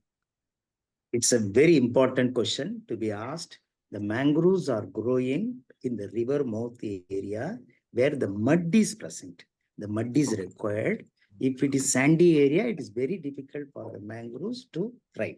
So muddy area is required along the coastal area, especially in the river mouth area. It's congenial. Okay? Fine, sir. Fine. Thank you. Thank you so much. It's very engaging. Thank you, Gopi, sir. Thanks a lot, sir. No, sir, that's one question is there. Just brief question. Yeah. You heard about or my mentor is Deepankar Das Gupta. You know, he was working. He passed away. He was one of the senior scientists working in mangroves of Sundarbans. So we had an excellent opportunity to visit Sundarbans many times. Now a lot of industries have come in and around Sundarbans, and industrial waste is mixing up. So what is the future of Sundarbans in water? It's a Sundarban. The last year I had been to Sundarban as a World Bank consultant. It's a very serious problem, the sea level rise and, the climate change, the waves and things are, it's the cyclone capital of this country, Sundarban, Bengalis. So I have given some technique, how to prevent the problem and all. And secondly, some NGOs are involved in the integrated farming activities. They link agriculture, aquaculture, mangrove silviculture, duckery, pickery, something like that, they are just integrating. that effort is moving forward. I think that way, it's very good. And Sundarban, we have to say Sundarban, save Sundarban. It's a prestige and the pride of our country. That's right. And That is why I'm asking about this, because earlier the workers from nearby states, migrating. Now, see, for example, the place where we get round the year rains, Cherrapunji. There is no rains now. Most of the people from Cherrapunji, they are migrating to Calcutta. And I have met one of the couple, and that week when I visited a year back, around 14 women committed suicide. I was wondering how come in a week it happened, and later I came to know these women are fishing in the muddy area, muddy / waters of Sundarban, and their reproductive organs are affected health-wise. So they are not active in their family life. The husband started getting extramarital, out of marriage connections. So these female from out places, they are all feeling very insecure, committed suicide. See how the social factors are getting connected to this climate change. So this is how we are looking into the problems. Exactly. You are right. One slide, I just removed it, unfortunately. What I say is from Bangladesh, part of Sundarban, due to the sea level rise, people are migrating towards Meghalaya. And Meghalaya has got limited resources, cannot help the people. I think this migration is going to be a very serious issue. Yes, in response to climate change. I agree with you. 100% I agree with you. Very serious issue. As you said, a lot of complications, social issue. Yes. Yeah.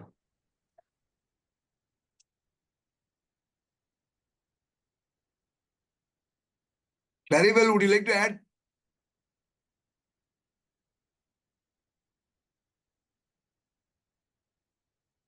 Claribel?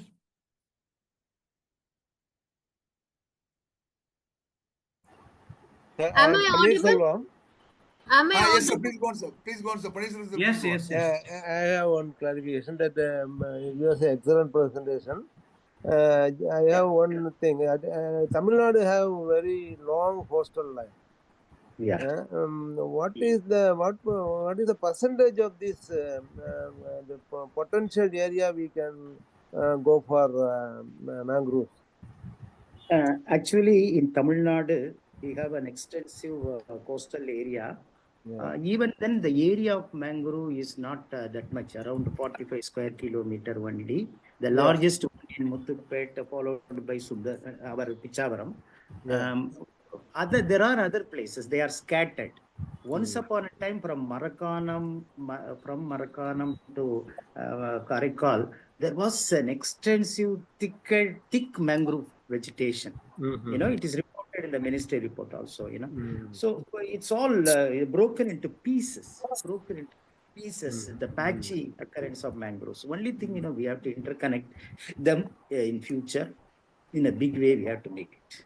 There are a lot of opportunities. My doubt is whether this area can be grown, or is it suitable for that? Yes, it can be. Previously, there were mangrove forests, in those areas, so we can do it. Thank you. Mission mode approach, we can do it very well. Because green wall-like structure we have to develop. At least the bioshield with coastal vegetation, sand dune, sand dune also very important ecosystem. So wherever sand dunes are there, behind the sand dune, you get the fresh water, sweet water. See, the local people have got this knowledge. Near Velangani, one village called Poyenallur. Correct. It was not affected by the tsunami. Exactly, because of the sand dune vegetation there. In Marakanam also, the sand dunes, saved the people. So we have to look in coastal protection point of view, where the engineers should come forward, especially civil engineers and the ecologists should come forward. And if they work together, we can achieve great things for the benefit of the I have also seen, sir. Please go.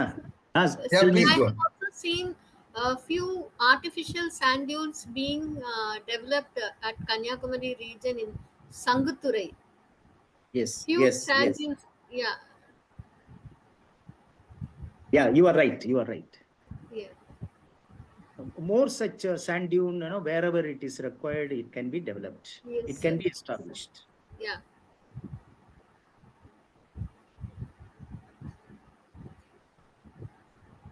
Lakshmi Narayan or Ravianan or Rajendran sir? Tyagarajan sir?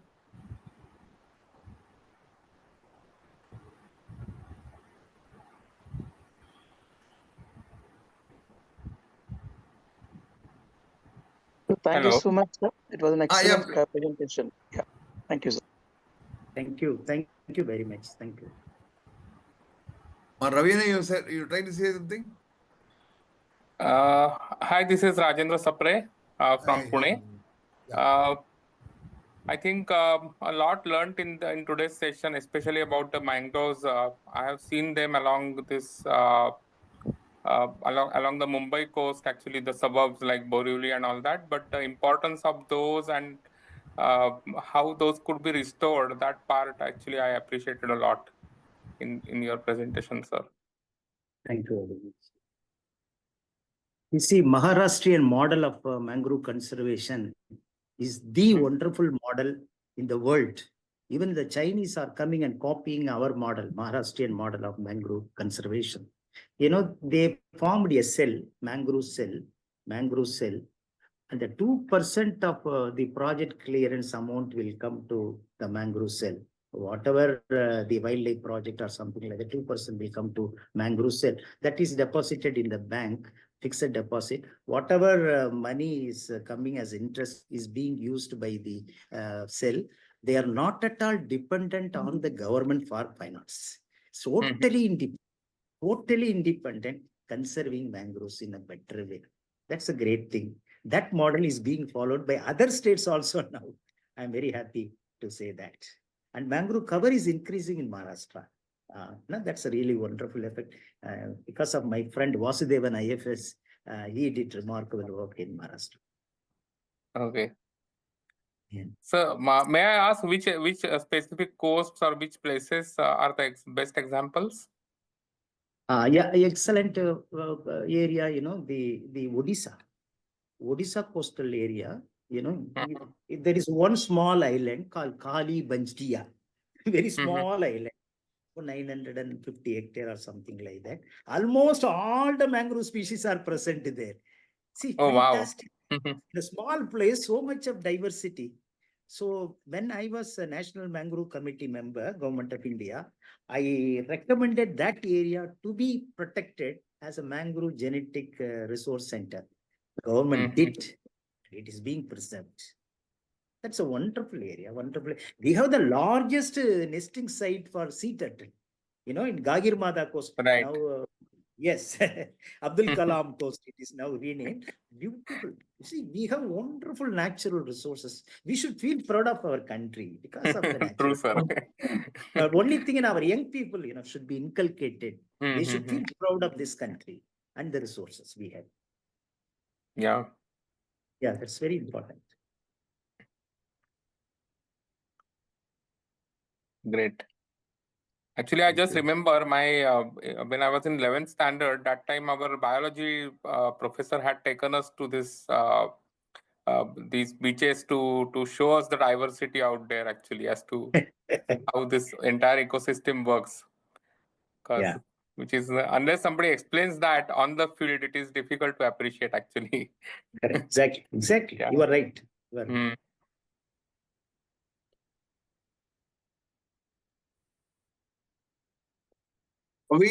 Raviana? Anyone else has a question? May please unmute and ask. Good morning, Mr. Gopi. Can I? Yeah, please go on. Yeah, please go on. Thank you. Very good morning, Professor. Yeah. Good morning. It was a wonderful presentation. No words to express our gratitude for taking out your precious time. And it was a non-stop flow of information, data, statistics, and that's really an eye-opener to all of us. And it's going to be very useful for addressing the climate change. It's very enlightening, informative, and we are very lucky to be as a part of this program. And gain a lot of information from your presentation. Thank you very much once again. And I would like to just say a few words about this no plastic, use of no plastics and fossil fuels.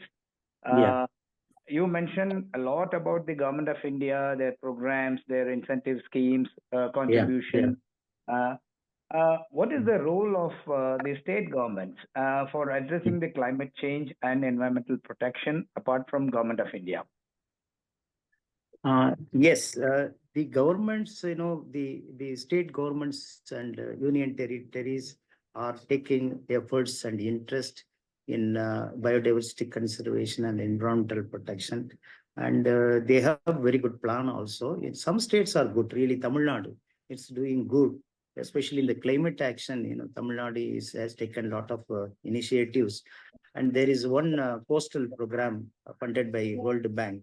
The government of Tamil Nadu has got a lot of interest, in protecting our coastal resources and things like that. And all other states are good, really. Everybody is taking care of. And the government of India has introduced a new scheme called MISTI. Okay. That's a very interesting program. 3,000 crore has been allotted in the last budget. So like that, government is doing a good job. Right, sir. One or two points I would like to add about the government role. One is the state government. If they can set an example, for example, the public transport system, the buses in the city, main town, still they are using fossil fuels like diesel, and they produce a lot of carbon, and it's actually polluting the environment. For example, in Delhi, about 100% public transport, all are CNG based, and now they are introducing hydrogen vehicles along with Indian Oil and Tata Motors. They have jointly made some pilot project, and about 300 buses are plying on the roads of New Delhi. And in the same manner, if they can completely, like EV vehicles, in most of the vehicles, they are now trying it on the roads of Delhi and Mumbai. Mumbai also, they've introduced 100% CNG. Now, even the auto rickshaws are plying with 100% CNG. In Pune, still, I find even in the Mofussil small towns or cities like Madurai, Coimbatore, Tirunelveli, I find a lot of people are still using diesel or petrol auto rickshaws and exactly. That. So, if the government can bring in a sort of a regulation and make it mandatory, if they can start by example by introducing some of the CNG buses and CNG or the EV buses, it will slowly the diesel buses, and then slowly, it is actually affecting not only the health of the citizens, it is also polluting the environment. This is one point. Exactly. Even in Delhi and NCR, I'm talking about the National Capital Region adjoining Delhi. For example, there are industrial towns like Faridabad, Gurgaon. They are all adjoining Delhi. Delhi is a nucleus, so it's all in Haryana, and the other two are in UP. One is Ghaziabad industrial area, and another one is Noida. All these, the suburb places, the adjoining cities of Delhi are also using now CNG, and CNG gas stations are plenty. Now I find a very few handful of CNG stations in Chennai. This came about 2 decades ago in Delhi. And number two is the e-rickshaws. The e-rickshaws are really available in Delhi and suburbs. If you go by metro or any place in even nearby Delhi, you will find e-rickshaws, and all are battery operated. It's beautiful. And the pollution check is not compulsory in Chennai. I find maybe in other towns and small towns like Madurai and Tirunelveli or Tenkasi. When I brought my vehicle from Delhi to Chennai about 6-7 years ago, I was asking somebody, for a pollution check the station. I said, is it mandatory? They said nothing is mandatory. You don't need to put a sticker on your vehicle. I said because there after 3 months, if you don't renew your pollution check, there are all the petrol stations, the fuel stations, and the gas stations are attached with the equipment by the transport department, and they have it has to be mandatorily, the vehicle has to be checked and zero emission, and the sticker has to be put on top of it. And when it is due, also it will be reflected on the stickers. And like insurance or other vehicle documents or license, the police and the RTOs will check the pollution also. If it is not there, the penalty is so heavy. But here I find nobody is checking the pollution at all. I don't find any pollution checking station. I mean, very rare. I don't know. Pondicherry it is being done. Pondicherry it is being done. Because if they can say, my vehicle, there is no pollution last 7 or 6 or 7 years. There is nobody is checking it also.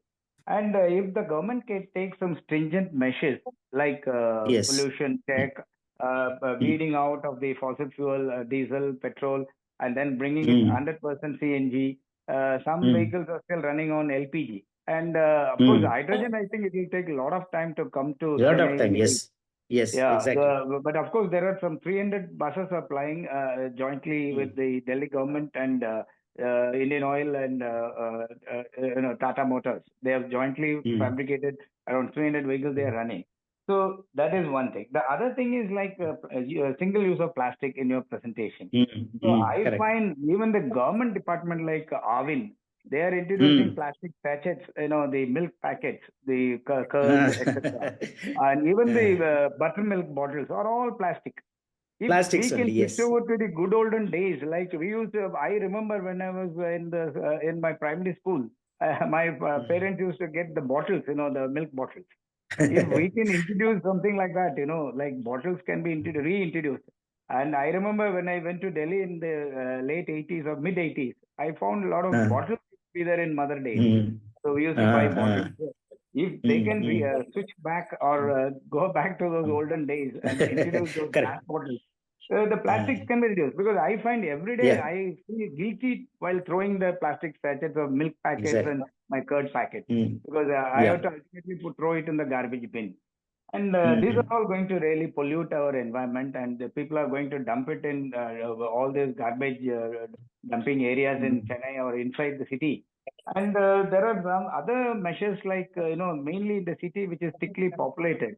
In Delhi, they have introduced all the, the polluting industries like the chemical industries, even the small dyeing factory. I mean, the chaya factory, coloring the garments.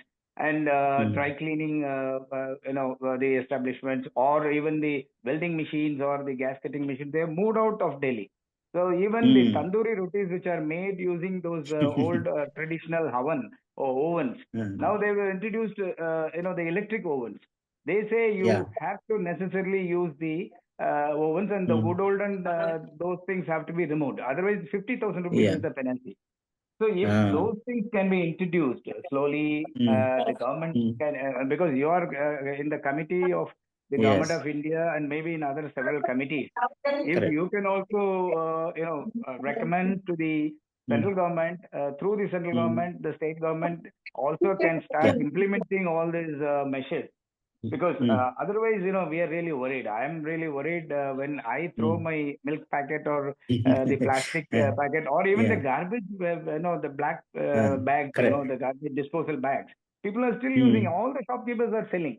If this can be even at the manufacturing stage itself, if they can ban the manufacturing, instead of going and telling the buyers or the end users, the consumers, or the ordinary citizens, or the shopkeepers, the roadside vendors, or the establishments, the retail showrooms, instead of using plastic, they charge some 2,000 or 1,000 rupees fine. Instead of that, if they can stop the whole production of the plastic bags, that will also help the environment. These are my suggestions.